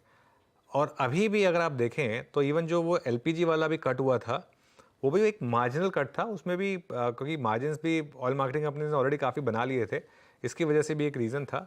मुझे लगता नहीं कि ये बिल्कुल भी मूड में है कि फिस्कल प्रूडेंस पे हल्का सा भी कंप्रोमाइज़ किया जाए। फिर शायद मार्केट को ये बात पसंद आई जो हम डिस्कशन कर रहे थे। देखिए निफ्टी 20,200 क्रॉस कर गया इंट्राडे में, 20,200 के पार निकल गए 200। जी हाँ, लीजिए ऑल टाइम हाई। डायरेक्टर साहब एक पट्टी चलाइएगा। जी हाँ, निफ्टी पहली बार 20,200 के 20,200 देखने में डिजिट अपने आप में चेक रही है 20,200। और बैंक निफ्टी याद रखिएगा 26,238, ये भी इंटरडे सुबह का जो हाई था इट वाज 277, बहुत नजदीक उसके आके खड़ा है। तो आप सभी को एक बार फिर से निफ्टी का नया स्तर, नया हाई, उसकी शुभकामनाएं।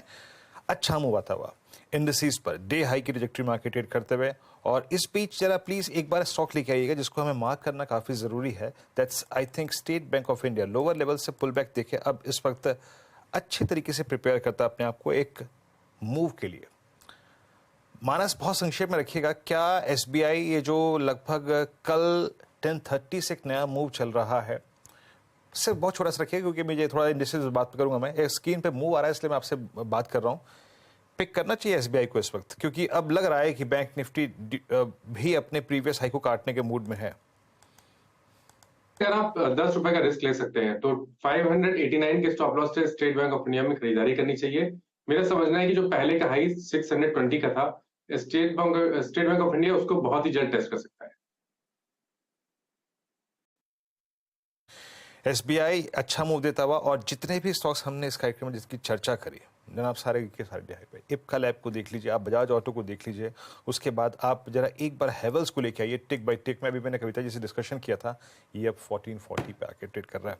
अनुज, वो जो हम लोग अप्रोच लेके चल रहे हैं कि अब ये आपका स्टॉप लॉस ही आपको बाहर निकालेगा।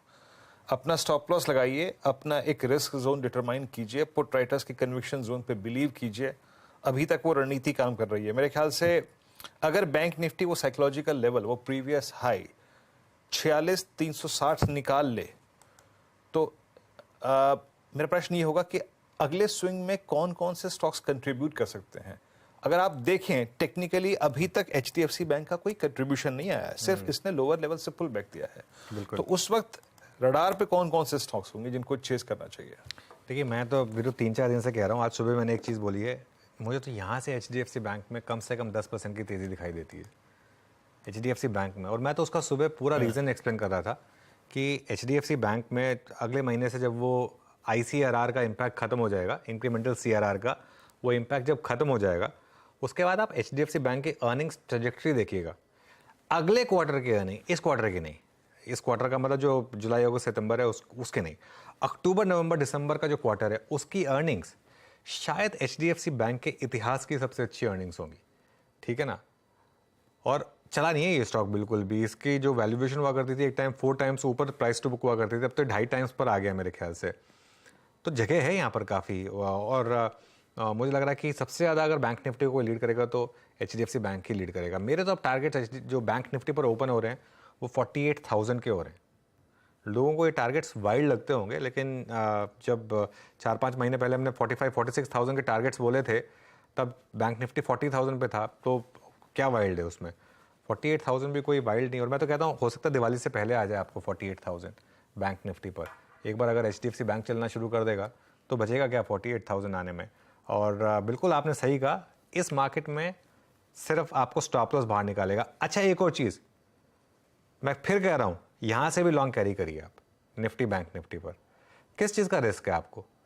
रिस्क ये है ना कि एक बाई चांस गैप डाउन हो गया तो नहीं होगा। अनलेस कंप्लीट कोलैप्स हो जाए, ग्लोबल मार्केट नहीं होगा गैप डाउन, और अगर हो भी गया तो आपको एक मौका मिलेगा लोअर लेवल पर ऐड करने का। ये मार्केट जो है कुछ अलग ही सेंस कर रही है इस समय, और इसमें बहुत जल्दी निकलने में नुकसान है। लेकिन बैंक निफ्टी अगर कोई आगे लीड करेगा यहाँ से तो HDFC bank, without a doubt. जी हाँ, HDFC बैंक स्पेस भी है, स्क्रीन पे चार्ट्स पे क्लियरली विजिबल है। मीनवाइल एक स्टॉक और जो लोअर लेवल से पुल बैक ले रहा है, दैट्स IDFC फर्स्ट बैंक। हमें 4 का चौका की शुरुआत करनी है, पहले काम करते हैं। समित जुड़ चुके हैं, क्या 4 का चौका के क्रम में वो हैं? आज नहीं, वो नहीं है, लेकिन समित से एक आउटलुक लेते हैं। समित, गुड आफ्टरनून, आपका कन्विशन ट्रेड क्या चीज कर रहे हैं आप इस वक्त?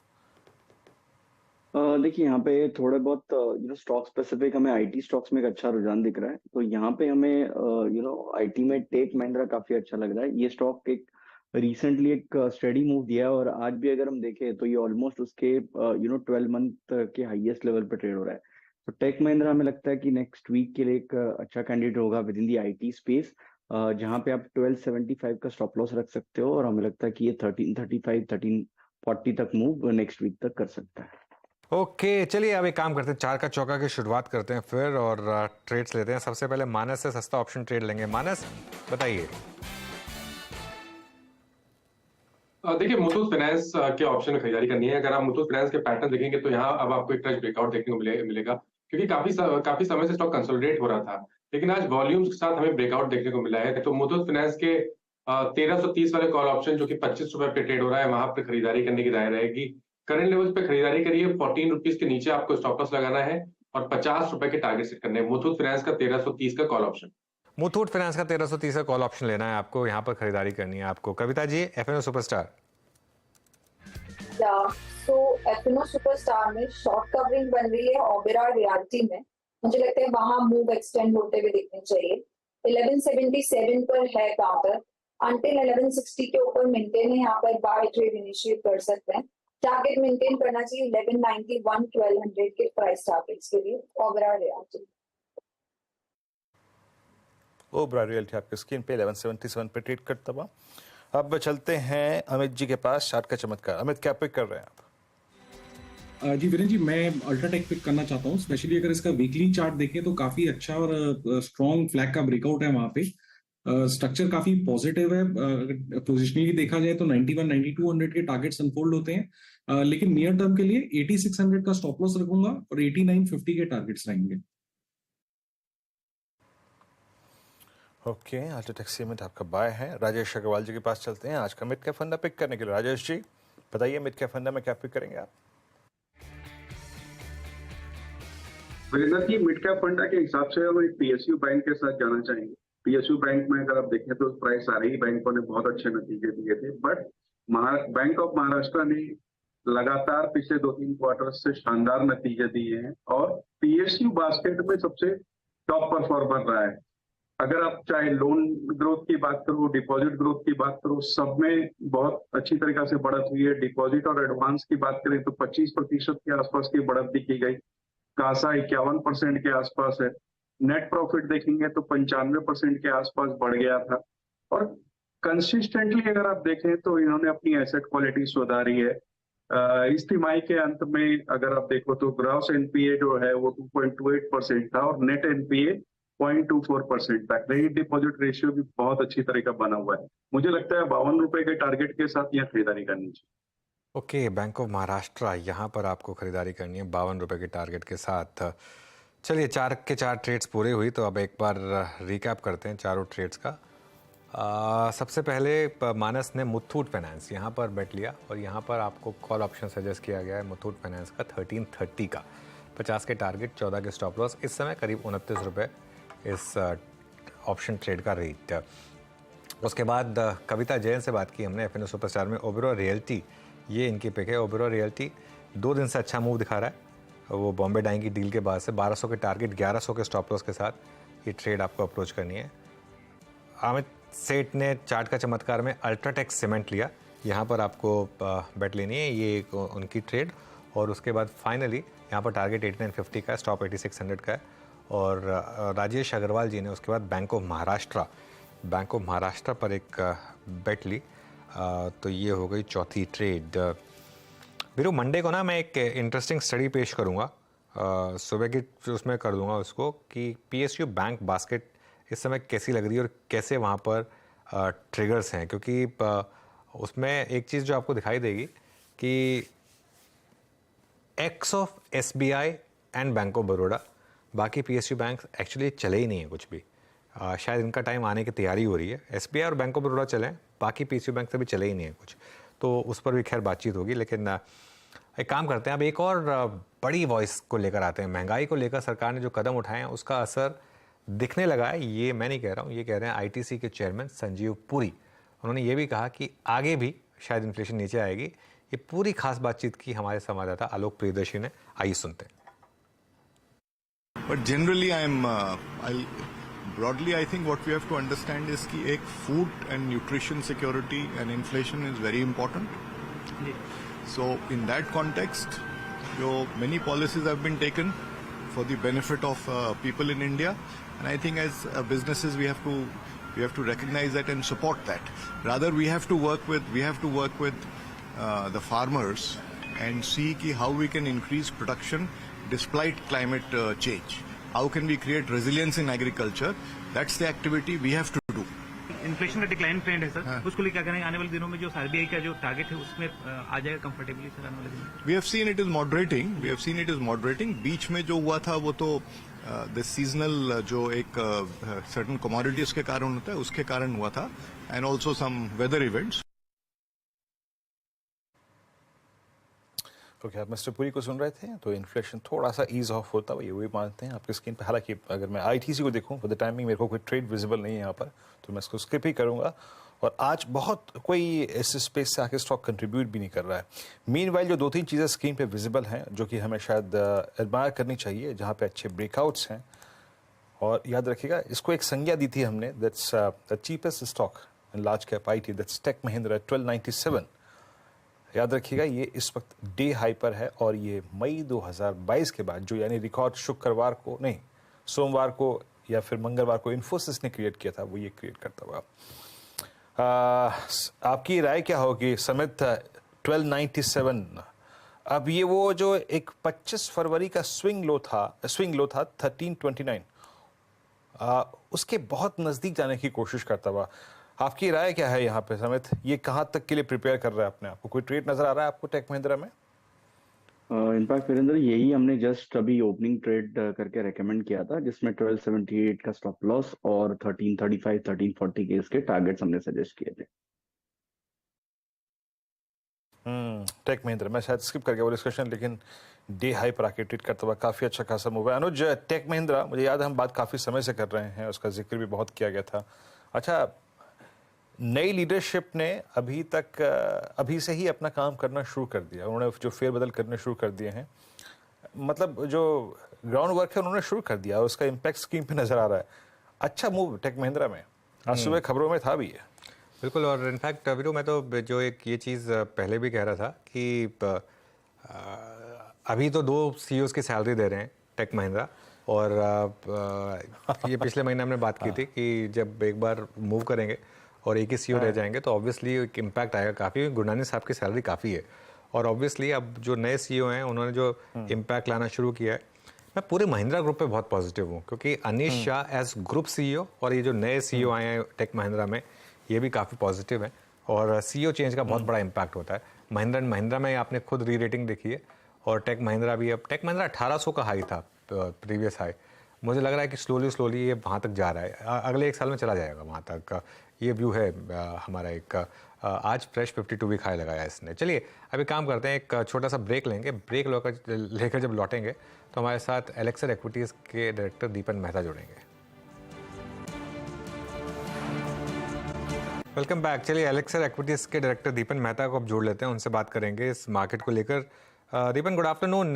पहले एक ओवरऑल मिड कैप मार्केट पर एक व्यू लूँगा, उससे पहले दीपन ये पीछे बैकग्राउंड में ये स्पोर्ट्स पर्सन की किसकी फोटो लगी हुई है पीछे?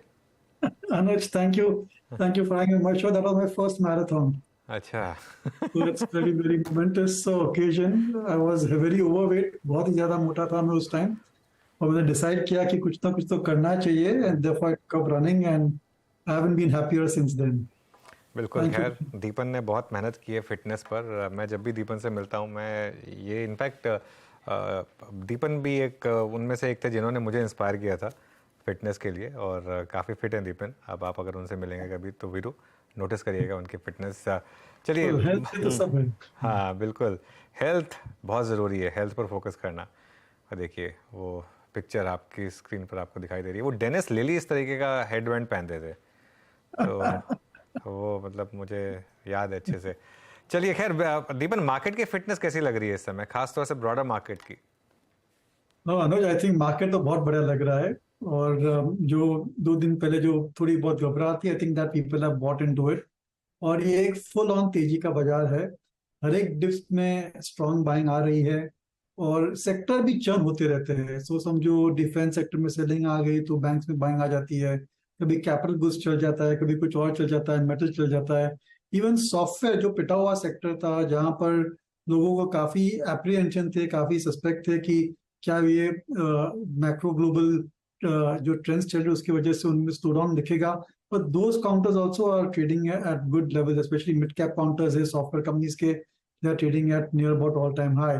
तो एक परफेक्ट बुल मार्केट है, और आप जरूर से एक करेक्शन में खरीद सकते हैं, but there should be a correction, और प्रॉब्लम इस करेक्शन आ नहीं रहा है, और धीरे धीरे मार्केट बढ़ता जा रहा है। और आई think that from that point of view, अगर आप फ्रेश निवेश करना चाहते हैं तो थोड़ा आपको कॉशियस रहना चाहिए, बट ये बहुत ही बढ़िया मार्केट है from medium to long term basis.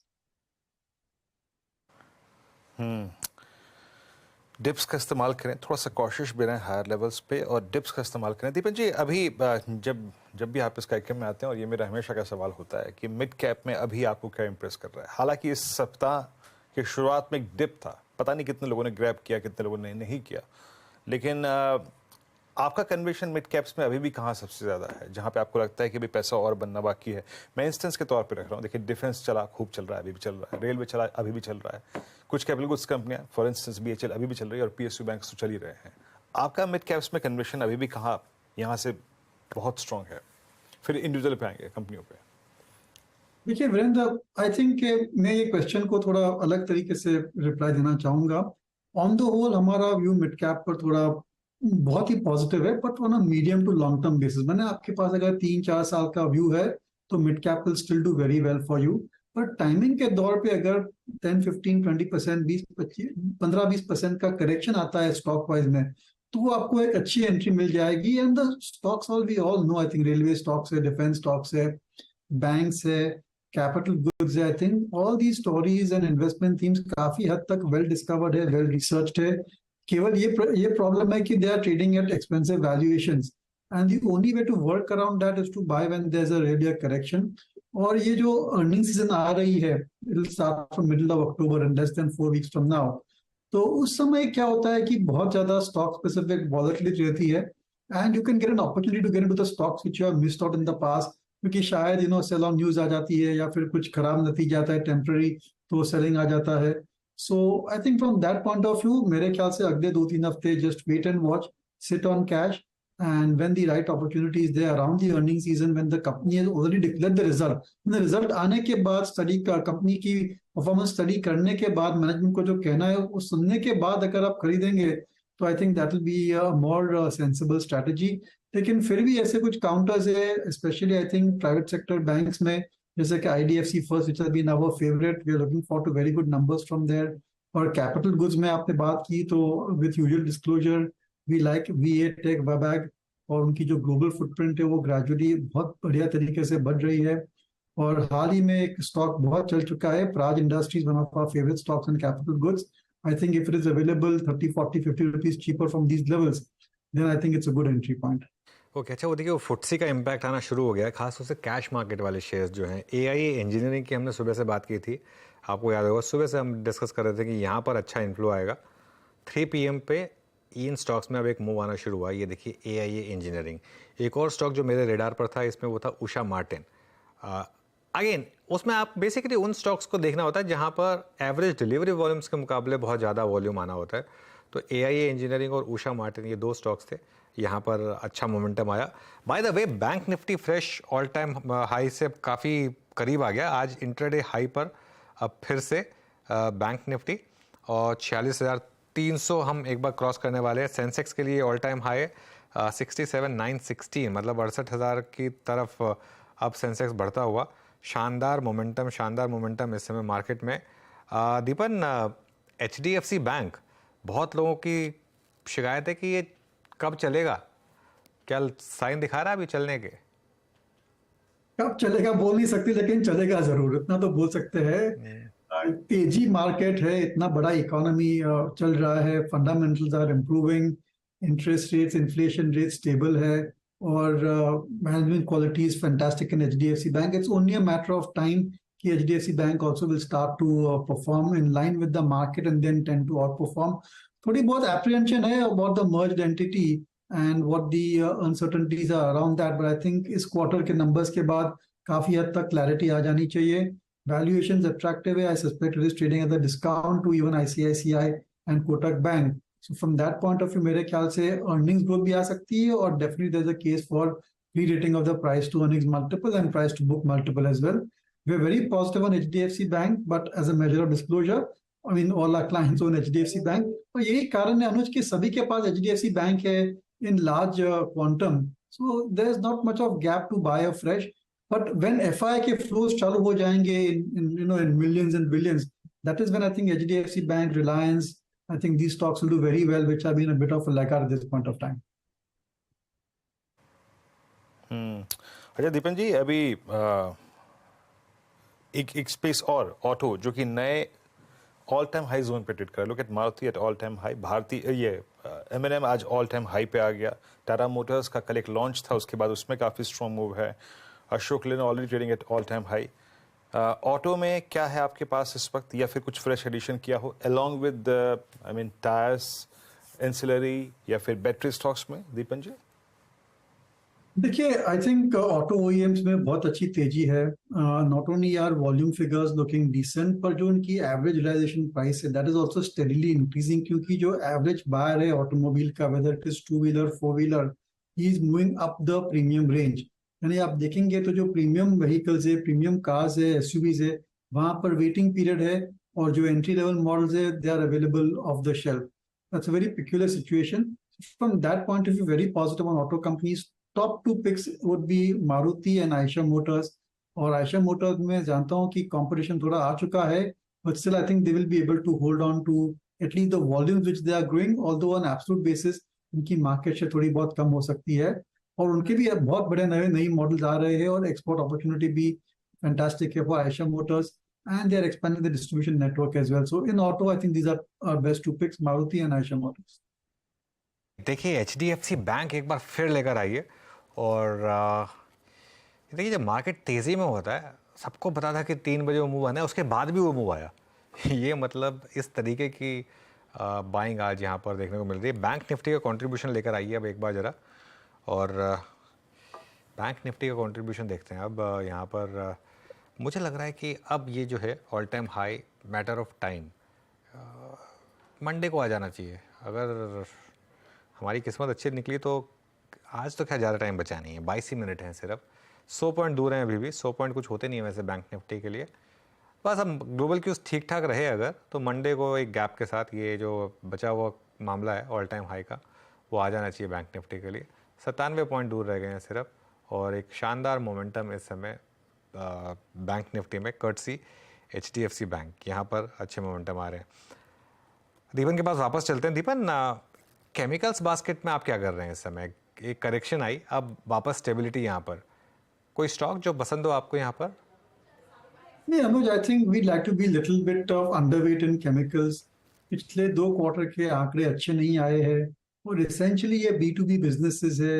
Of course there is a huge opportunity because of China Plus One, और अभी जो जिस तरीके से नतीजे आ रहे हैं, जिस तरीके से उनकी प्रॉफिट मार्जिन में फ्लक्चुएशन आ रही है because of raw material price changes which they may और may not be able to pass on, and keeping in mind the entire business model, I would like to be a bit cautious, क्योंकि काफी हद तक ये stocks expensive भी है। They were trading earlier in 15 to 25 times price to earnings ratio, वो पूरा हो गया है 45-50 times trailing 12 months. So I don't think there's much of comfort when it comes to chemicals. No doubt काफी expansion हो रहा है, a lot of companies are expecting huge amount of capacities to go on stream. But I'm not sure that demand as well as prices will be as favorable as they were around the COVID time and thereafter. So I want to be a bit cautious on the entire chemical sector. वैसे भी ये बहुत ही मुश्किल sector है track करना समझना. There are so many moving parts और global factors रहते हैं. So from that point of view also, I think from an understanding perspective also, we like to be a bit cautious. Okay Deepan ji, आपका एक conviction stock Zomato 103 पे.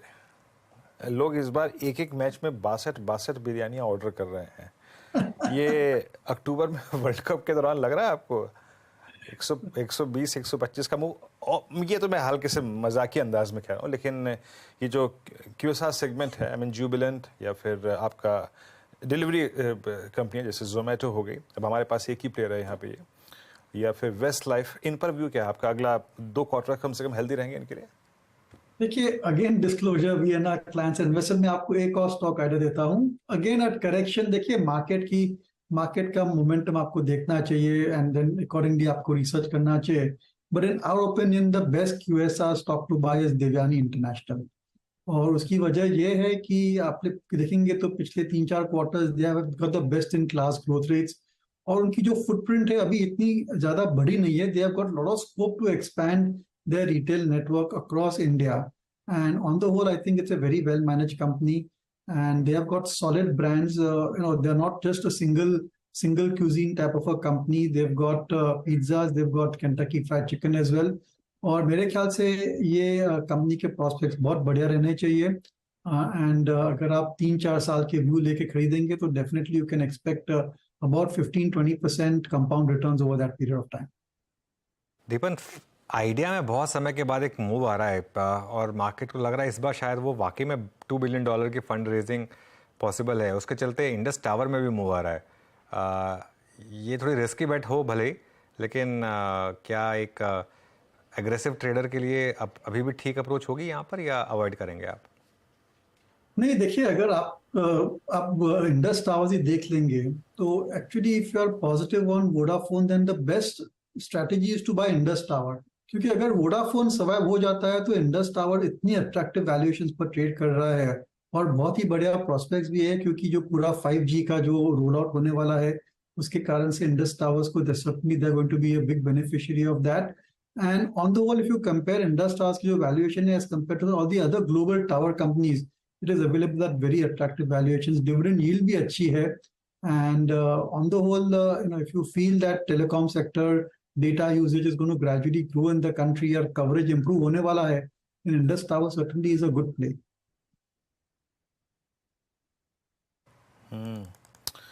Okay, Indus towers. उसके बाद आप देखिए जरा एक बार आइडिया. अभी देवयानी इंटरनेशनल का जिक्र दीपन जी ने किया था 212.40 पे, ये भी इस दौर की हाईएस्ट ट्रेजेक्टरी पे आके ट्रेड कर रहा है. देखिए ऑल टाइम हाई ट्रेजेक्टरी ही है. हाँ, परसों तरसों इसने जो एक स्विंग हाई लगाया था वो 227 का. दीपन सर, आखिरी प्रश्न आपसे यहाँ पे, क्योंकि आप भी अपने वीकेंड के लिए प्रिपेयर कर रहे होंगे. फार्मा में मूव बहुत आ चुका है. Is it a right time to still hold pharma, या फिर चेस करना, या फिर डायग्नोस्टिक में, या फिर हॉस्पिटल स्पेस में आपका कोई प्रेफर्ड स्टॉक है इस वक्त? Very positive on hospital, very positive on pharma also. और जैसे जैसे हम फार्मा को भी फिर से स्टडी करने की चालू किया है, सोच रहे हैं, तो मेरे ख्याल से जो यूएस जेनरिक्स मार्केट में वहां पर डेफिनेटली अगले कुछ क्वार्टर्स तक ट्रेंड अच्छा रहना चाहिए. Company should get stable prices, volumes also should improve. So from that point of view जो भी फार्मा शेयर से जो पिटे हुए थे, जैसे कि ल्यूपिन है या फिर अरविंदो फार्मा है, डॉक्टर रेड्डी है, I think they all should do very well. On the whole I think अभी आपको फार्मा में न्यूट्रल टू ओवरवेट हो जाना चाहिए. और जो pharma companies which have got strong US exports, I think from a trading point of view also and even from a short-term point of view, they should do very well. इस quarter के नतीजे बहुत बढ़िया आने चाहिए for Lupin, for Sun, for Cipla, Dr. Reddy's. I think आप trading बेट जरूर से वहाँ पर ले सकते हैं. And longer term, I think अगर आप देखेंगे तो we prefer a company like Mankind Pharma, लेकिन बहुत ही महंगा है. 50 टाइम के आसपास उसकी प्राइस टू अर्निंग मल्टीपल है. I think if it is available at a reasonable valuation, then it may make a good entry point. It is one company which we have got on top of our market watch list and looking for appropriate entry levels in that company. Okay Mankind, उनके जो दीपन जी के शब्द थे वो याद रखिएगा disclaimer, plus अभी जो वैल्यूएशंस को लेकर उन्होंने बात कही। बहुत बहुत शुक्रिया दीपन जी, आप इस कार्यक्रम में शामिल हुए, सभी स्टॉक्स पे इंडस्ट्रीज पे अपनी राय रखी आपने। Have a nice weekend sir, बहुत बहुत शुक्रिया आपका इस कार्यक्रम में जुड़ने के लिए। 22,190 निफ्टी और लगभग 46,217, तो HDFC पे जो स्विंग आया था उसका एक इम्पैक्ट पड़ा था। बैंक निफ्टी डे हाई पे गया, और याद रखिएगा बैंक निफ्टी का जो आज इंट्राडे हाई लगा दैट वाज 46310, यानी प्रीवियस हाई से जो कि इसने क्रिएट किया था जुलाई के महीने में, वो स्विंग का हाई था करीब करीब 21 जुलाई का 46,370 मोटा मोटी, तो वहाँ से लगभग मात्र 60 अंकों के फासले से वापस आ गया ना। अब एक बार जरा फोकस करते हैं BTST ट्रेड्स पर, क्या हमें कैरी करना चाहिए शुक्रवार ये सोमवार के लिए। मानस आपके कैरी करेंगे मंडे मॉर्निंग के लिए? देखिए, जो सबसे स्ट्रॉन्ग सेक्टर है आज का, उस पे ही खरीदारी करने की राय रहेगी।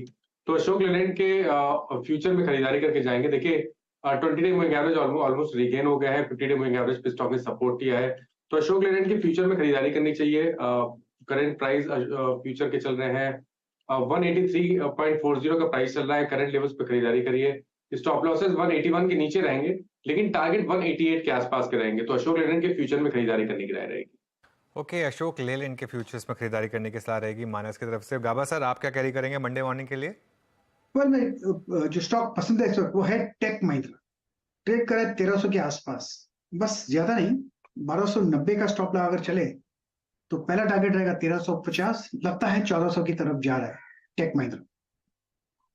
अमित जी, आपकी ट्रेड? जी अनुज जी, मेरी ट्रेड रहेगी TCS। TCS is on the verge of a flag breakout. Currently इसका प्राइस 3599 है कैश में, स्टॉप लॉस रहेगा 3540 का, और टारगेट्स रहेंगे 3700 के। कविता जी, आपका व्यू, आप क्या कैरी करेंगी? या तो जब चार का चौका देख रही थी तब टेक महिंद्रा तब निकल गया, अभी BTST में गया। बट जिस स्ट्रॉन्ग नोट पर एक काउंटर क्लोज हो रहा है, दैट इज ICICI मूव, काफी स्ट्रॉन्ग क्लोजिंग दे रहा है काउंटर। मुझे लगता है इसे आज BTST लेकर जाया जा सकता है। 580 का ट्रेडिंग स्टॉप लॉस मेंटेन करना चाहिए। अपसाइड पोटेंशियल मुझे लगता है 615, 620 के प्राइस टारगेट्स के लिए ICICI। ओके, चलिए समित, आप क्या कैरी करेंगे मंडे मॉर्निंग के लिए? देखिए यहाँ पे UPL जो एक रिसेंटली अंडर परफॉर्मिंग स्टॉक रहा है, ये पूरे रैली में उसने पार्टिसिपेट नहीं किया है, बट कहीं ना कहीं थोड़े early signs of revival, may be ज्यादा कुछ बड़ी मूव नहीं, बट एटलीस्ट एक बाउंस बैक रैली के स्टॉक में हम एक्सपेक्ट कर रहे हैं।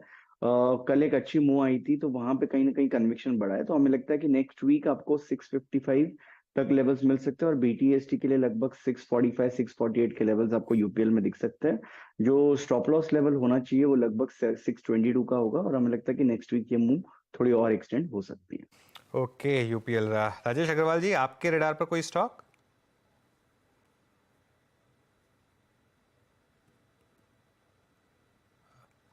राजेश अग्रवाल जी, कोई स्टॉक आपके रेडार पर?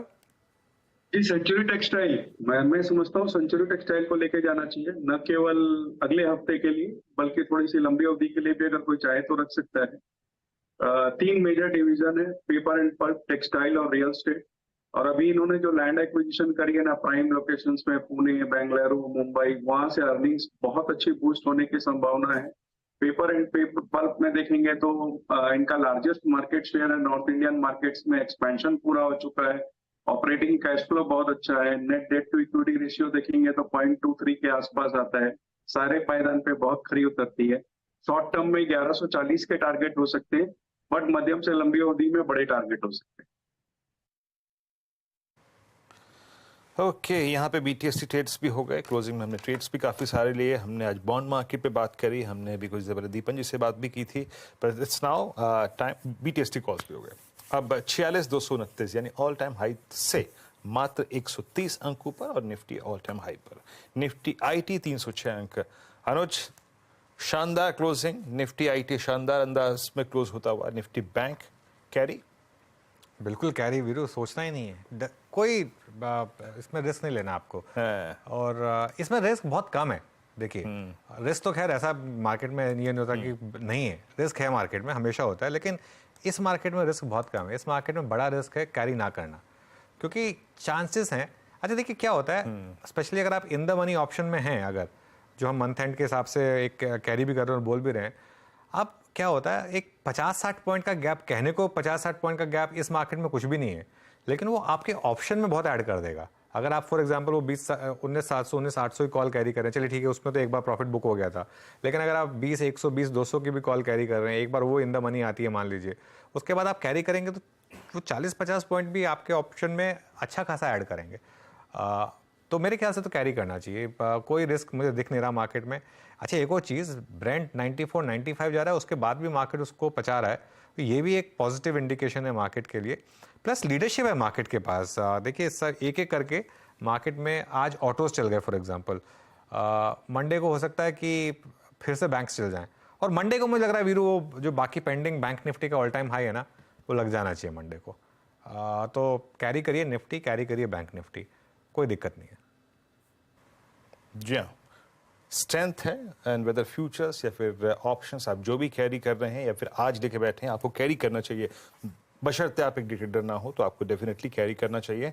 कन्विक्शन है बाजार में, और आप देख लीजिए बिल्कुल सही कहा अनुज ने कि 94 के क्रूड से भी अगर आप नहीं घबरा रहे हैं, साफ सीधी बात है, पैसा सबसे बड़ा है और वो चेस कर रहा है मार्केट्स को, तो कर रहा है और वो मूव आ रहा है। विक्स आपकी स्क्रीन पे 1092 पे, इट्स 2180, और बहुत अच्छे कन्विक्शन के साथ जो स्टॉक्स जा रहे हैं। At Bajaj auto 5136 all time high, उसके बाद आईसीआईसीआई प्रू आज का टॉप गेनर की लिस्ट में शामिल रहा, 7 फरवरी के बाद के सबसे हाईएस्ट क्लस्टर पे क्लोज होता हुआ। टीवीएस मोटर्स याद रखिएगा ये भी आज अपने करियर के हाईएस्ट लेवल पे क्लोज होता हुआ। हीरो मोटर कॉर्प 3077, आप कह सकते हैं कि ये मई 2021 से लेकर अब तक की जो हाईएस्ट ट्रैजेक्टरी है उसके नज़दीक बंद होने की कोशिश करता हुआ। और एक आज नज़र रखिएगा जो QSR सेगमेंट है या फिर डिलीवरी कंपनी है, उनमें काफ़ी अच्छा खासा मूव रहा है, वो भी एक अच्छा मूव देके क्लोज हो रही है, but it's all auto auto और ऑटो। अब यहाँ से फोकस करते हैं हमारा जो खास सेगमेंट है जो आप वीकली बेसिस पे देखते हैं, खिलाड़ी नंबर 1, उसके रिटर्न्स पे बात करते हैं। इस बार 3 खिलाड़ी थे, और आइए जरा एक बार देखते हैं कि स्वाति, अमित सेठ और रूपक डे जो इस बार इस गेम शो को खेल रहे थे। स्वाति ने करीब 12% का स्विंग जनरेट किया, रूपक डे ने लगभग 11% का। अमित जी के लिए हफ्ता थोड़ा सा अगर आप देखें बैकफुट पे आ गए वो, खैर कोई बात नहीं, टर्बुलेंस थी इस हफ्ते में मिड कैप में, तो शायद कुछ मिड कैप स्क्रिप्ट्स ने उनके पोर्टफोलियो को इम्पैक्ट किया होगा। स्वाति जी के जो बेस्ट ट्रेड्स थे उसमें था शामिल EID पैरी, करीब 4% का स्विंग दिया, और विंडो फार्मा करीब 3% का, लेमन ट्री होटल्स करीब 3% का, टाटा कंज्यूमर प्रोडक्ट्स यहाँ पे 3% का, और आईसीआईसीआई प्रू यहाँ पर भी करीब 3% का। स्वाति शुभकामनाएं आपको, और अच्छा खेला आपने ये गेम इस बार का, इस हफ्ते का। आपकी अप्रोच थी मिड कैप्स पे फोकस करना, जिसने आपको काफ़ी रिवॉर्ड भी दिया। शुभकामनाएं एक बार फिर से, और अगले हफ्ते के लिए आपका आउटलुक क्या रहेगा, आपकी अप्रोच, अगर आपको यही खेलने का अगले हफ्ते मौका दिया जाए तो आपके प्रेफर्ड पिक्स क्या होंगे? First of all thank you so much.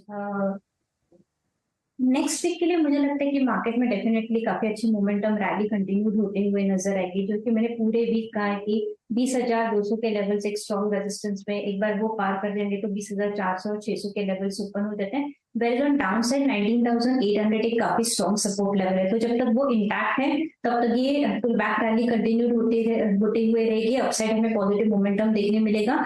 ये भी काफी वोलेटाइल ट्रेडिंग सेशन था, बट स्टॉक स्पेसिफिक मोमेंटम हमें काफी अच्छे देखने मिले। मेरा कंसंट्रेशन भी यही था, कोई एक स्पेसिफिक सेक्टर्स को मैं टारगेट नहीं कर रही थी, बट एक स्टॉक स्पेसिफिक में रणनीति चूज कर रही थी, एंड जिसमें टेक्निकल फॉर्मेशंस काफी स्ट्रॉन्ग बन रहे थे, वो स्टॉक में मैं बाय कॉल्स दे रही थी। नेक्स्ट वीक के लिए मैं रोल ओवर करना चाहूंगी आईसीआईसीआई प्रूडेंशियल, EID पैरी और लेमन ट्री, ये तीनों काउंटर्स अभी भी स्ट्रॉन्ग प्लेसमेंट्स में है टेक्निकल बेसिस पे, तो ये 3 काउंटर्स आप बाइंग पोजीशन कैरी फॉरवर्ड कर सकते हैं for the next month. Okay, शुक्रिया स्वाति जी आपका इस कार्यक्रम में शामिल होने के लिए इस बार पूरे हफ्ते के लिए, और ये गेम शो खेलने के लिए, अच्छी रिटर्न्स देने के लिए बहुत बहुत शुक्रिया आपको। अब क्लोज की तरफ बढ़ते हैं। 20,171 ये लाजमी है कि इट्स एन वीकेंड, तो आखिरी में थोड़े से जो प्रॉफिट्स हैं वो कैश में कन्वर्ट हो रहे हैं। निफ्टी आपकी स्क्रीन पे 20,170 पे और 46,180 पर निफ्टी बैंक। निफ्टी आईटी करीब करीब 33,332 पे इस दौर की हाईएस्ट ट्रैजेक्टरी यानी पोस्ट 4 मई 2021 के बाद 2022 के बाद माफ कीजिएगा सबसे हाईएस्ट ट्रैजेक्टरी। डायरेक्टर साहब स्क्रीन पे ब्रेथ रखिएगा एक बार, हम किस प्रकार की ब्रेथ के साथ जब हम इस कन्विक्शन को जाहिर कर रहे हैं कि यहाँ पर बाजार में मोमेंटम अच्छा है और मार्केट ब्रेथ अच्छी है, तो देखते हैं एक बार एग्जैक्टली उसको जज करने की कोशिश करते हैं। लॉन्ग शॉर्ट, लॉन्ग अनवाइंडिंग और शॉर्ट कवरिंग किन किन काउंटर्स में थी और वो जो एग्जैक्टली समरी है वो क्या कह रही है इस बार, क्योंकि डोमिनेट किया ऑटो ने, लीडरशिप डोमिनेट ये थी ऑटो के हाथ में। आइए देखते हैं long short, short covering director साहब कहाँ दे रहे हैं बताइएगा जरूर मेरे को, जरा एग्जैक्टली उसको देखूंगा मैं यहाँ पे। और उससे पहले एक दो स्टॉक्स और जो मार्क कर दूं जो अच्छा कर रहे हैं, उसमें मेरे स्क्रीन पे एक आरबीएल बैंक भी डे हाई पर आ रहा है। 51 लॉन्ग थे, 51 में ही शॉर्ट कवरिंग थी, यानी कंसोलिडेट फिगर्स बटी हुई थी। Look at long 51 short covering, 47 short, long unwinding 37। Long को देखते हैं कहाँ था वो स्पेस जो सबसे ज्यादा लॉन्ग खींच रहा था अपनी तरफ। लॉन्ग थी जनाब सबसे ज्यादा ऑटो में, और ऑटो में शॉर्ट कवरिंग भी थी बट लॉन्ग ज्यादा थी। 51 जो लॉन्ग्स आपकी स्क्रीन पे आ रही है उसमें सबसे ऊपर जो आता है वो है बजाज ऑटो, 6% ऊपर, याद रखिएगा बहुत स्ट्रॉन्ग मूव है बजाज ऑटो। उसके बाद आता है ICICI Pru, Ipca lab, Hero MotoCorp और मुथूट फाइनेंस। इन सभी काउंटर्स में सब्सटेंशियल लॉन्ग था। बजाज ऑटो का ये all time high, ICICI Pru का ये इस रेंज का हाई, वोडाफोन आइडिया में शॉर्ट कवरिंग, बंधन बैंक में शॉर्ट कवरिंग, एम6 में शॉर्ट कवरिंग, आरबीएल बैंक में शॉर्ट कवरिंग और ग्रासिम जो कि क्लोज हो रहा है मेरे ख्याल से 1969। Yes, it's an all time high close for Grasim, बहुत शानदार क्लोज। बाकी लॉन्ग एंड मेटल्स में सेल में थी आज इंटरग्लोब एविएशन, क्रूड का इंपैक्ट, बीएचएल में इंपैक्ट था, बीएचएल मेरे ख्याल से बैन में आ गया था फिर से एक बार फिर आज। बाकी इंडिया सीमेंट्स और बीपीसीएल इनमें भी लॉन्ग अनवाइंडिंग पूरे दिन रही आज, और शॉर्ट बिल्डअप यहाँ पे था आईओसी क्रूड एट 94, इसका एक इंपैक्ट आपकी स्क्रीन पे क्लियर विजिबल है। शॉर्ट बिल्डअप आईओसी में, अपोटास में, एचपीसीएल लगभग 2% नीचे, तो एएमसी आज बैकफुट पे थी, एमआरएफ करीब 2% नीचे, और गेल में भी आज शॉर्ट बिल्डअप था, ये भी काउंटर लगभग 2% गिर के बंद होने की तैयारी करता हुआ। तो ये कुछ काउंटर्स जहाँ पे आज शॉर्ट बिल्डअप था, लेकिन इट्स ऑटो जो कि आज वाकई कीर्तिमान स्थापित कर रहा है। एक दो मेटल्स काउंटर जो कि अच्छा क्लोज हो रहे हैं, जो कि शायद आप पूरे हफ्ते हमारे साथ ट्रेल भी करते आए हैं, उसमें जरा एक बार आप लेके आइएगा। नहीं मेटल्स नहीं, मैं क्यूएसआर सेगमेंट में आना चाहूँगा। जुबिलेंट फूड्स फाइनली ये 531 पे क्लोज आता हुआ, यानी इस दौर की सेकंड बेस्ट ट्रैजेक्टरी। इससे पहले जो इसका बेस्ट क्लोज था वो था 542 के अराउंड, नाउ इट्स 531.40 यहाँ पे क्लोज होता हुआ। और एक स्टॉक और जो कि मैंने मार्क किया था, जो कि आपको पॉसिबली नेक्स्ट वीक अपने रडार पर रखना है, जो कि एक अच्छे क्लोज की तरफ बढ़ रहा है, that's Havells white goods segment में बहुत अच्छे क्लोज की तरफ बढ़ता हुआ, और डे हाई पे क्लोज हो रही है। मिड कैप आईटी में कोफोर्ज एट 5594, ये भी इस दौर की हाईएस्ट ट्रैजेक्टरी में क्लोज होने जा रहा है। और एक स्टॉक जिसका अभी तक हमने बहुत ज़्यादा कंट्रीब्यूशन नहीं देखा, जो बहुत शांत बैठा है, और वो है रिलायंस। मतलब 20,200 और 20,000 के सफर में अभी तक इस स्टॉक ने पिछले 3 दिन में कोई कंट्रीब्यूशन नहीं दिया, but still this close is about a particular और एक क्रिटिकल एवरेज के ऊपर, वो है इसका 50 डे और 10 डे एक्सपोनेंशियल मूविंग एवरेज। हालांकि इस क्लोजिंग के साथ इसने 20 डे को सरेंडर कर दिया, बट बहुत शांत रहा, रिलायंस कोई कंट्रीब्यूशन नहीं था। और एचडीएफसी बैंक जिसको आज अच्छा खासा अगर आप देखें पैसा चेज करना था, वो हुआ भी, एग्जैक्टली उसका इंपैक्ट भी था एफटीएससी का, और करीब करीब आपकी स्क्रीन पे 1658 पर इंट्राडे हाई जो उस स्विंग के चलते लगा था वो था 1670 का, पर हल्का सा बैकफुट पे आके 1658 पे क्लोज होने की तैयारी करता हुआ। एफएमसीजी बास्केट जो आज मोटे तौर पर ठंडी पड़ी रही, उसमें एक स्टॉक का 1994 पे कोलगेट, इसमें एक अच्छा मूव था, और अच्छे क्लोज के साथ 1995 की तरफ ये क्लोज होने की तैयारी करता हुआ। और इस पे एक आउटलुक लेता हूँ मानस, बहुत संक्षेप में, इस ये इंप्रेस कर रहा है आपको, अच्छा क्लोज है ये? तो देखिए 20 डे मूविंग एवरेज को रिगेन किया, इसलिए क्लोज तो अच्छा है। आई थिंक यहाँ पर रिकवरी देखने को मिल सकती है, और 2050 तक के टारगेट देखने को मिल सकते हैं, तो खरीदारी करनी चाहिए 1965 के स्टॉप लॉस के साथ। ओके चलिए, खैर अब इस क्लोज को समझते हैं, और उससे पहले एक बार बैन अपडेट ले लेते हैं। एक बार बैन वाली प्लेट लेकर आइए, और हाँ ये बैन में जा सकते हैं स्टॉक्स, चंबल फर्टिलाइजर्स और एनएमडीसी, दोनों में 90% के करीब पोजीशन क्रॉस हो चुकी है, और बैन से बाहर आने वाले स्टॉक्स जो पॉसिबिलिटी है उसमें सेल, डेल्टा कॉप और हिंदुस्तान कॉपर, ये कुछ स्टॉक्स बैन से बाहर आ सकते हैं। चलिए खैर अब वॉल पे चलते हैं और इस क्लोज को समझते हैं। निफ्टी करीब 66 पॉइंट ऊपर 20,170 पर, निफ्टी बैंक करीब 150 पॉइंट ऊपर, निफ्टी आईटी में आज शानदार मोमेंटम था, काफ़ी दिन से मोमेंटम है यहाँ पर 1% ऊपर। मिड कैप इंडेक्स आज हल्का सा अंडर परफॉर्म किया हालांकि, और स्मॉल कैप इंडेक्स आएगा आपकी स्क्रीन पर, यहाँ पर भी हल्की सी अंडर परफॉर्मेंस ये दिखाई देगी आपको। स्मॉल कैप इंडेक्स लेकर आते हैं करीब 0.3%। और जहाँ तक बाकी बात है इंडिविजुअल सेक्टर्स की, आज clearly sector of the day था ऑटोज़, यहाँ पर सबसे ज़्यादा तेज़ी थी आज, सारे के सारे ऑटो स्टॉक्स आज काफ़ी तेज़ है। चलिए काम करते हैं, हीट मैप लेकर आते हैं, शायद कुछ गड़बड़ है। 1.5% ऊपर निफ्टी ऑटो इंडेक्स, निफ्टी का हीट मैप लेकर आते हैं किस तरफ क्लोजिंग रही आज की, और उस पर देखते हैं। बजाज ऑटो आज का top gainer 6%, Hero MotoCorp, Mahindra and Mahindra, HCL tech, Grasim, doctor Reddy's, Bharti Airtel, Tata Motors, Tech Mahindra, यहाँ पर gains. BPCL, Hindustan Unilever, Asian Paints, Tata Consumer, NTPC, Britannia, Bajaj Finserv, ONGC, ये सब स्टॉक आज लोअर लेवल्स पर। अपने पैनल को जरा अब शुक्रिया बोलते हैं, आप सबका बहुत बहुत शुक्रिया आज हमारे साथ जुड़ने के लिए और हमसे बात करने के लिए। और एक बार सीधा सौदा की टीम का भी अपडेट ले लेते हैं, उसके बाद शो को समाप्त करेंगे। पहले आशीष की टीम लेकर आते हैं और देखते हैं आशीष की टीम में आज क्या परफॉर्मेंस रहे। स्ट्राइड्स फार्मा, CRM सिल्क मिल, सीक्वेंट साइंटिफिक और AI इंजीनियरिंग।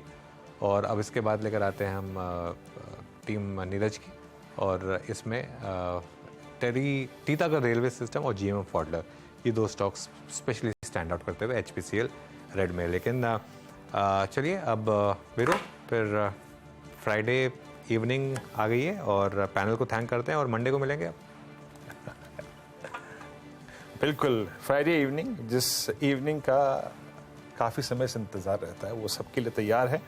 एक बार फिर से सोमवार को आप सभी से होगी मुलाकात, मेरी, अनुज, नीरज जी, आशीष और हर्षदा की, और उसके बाद मंगलवार को छुट्टी भी है, तो बेहद शानदार दिन होगा सोमवार का। आप सभी को एक बार फिर से सप्ताहांत की शुभकामनाएं। नमस्कार।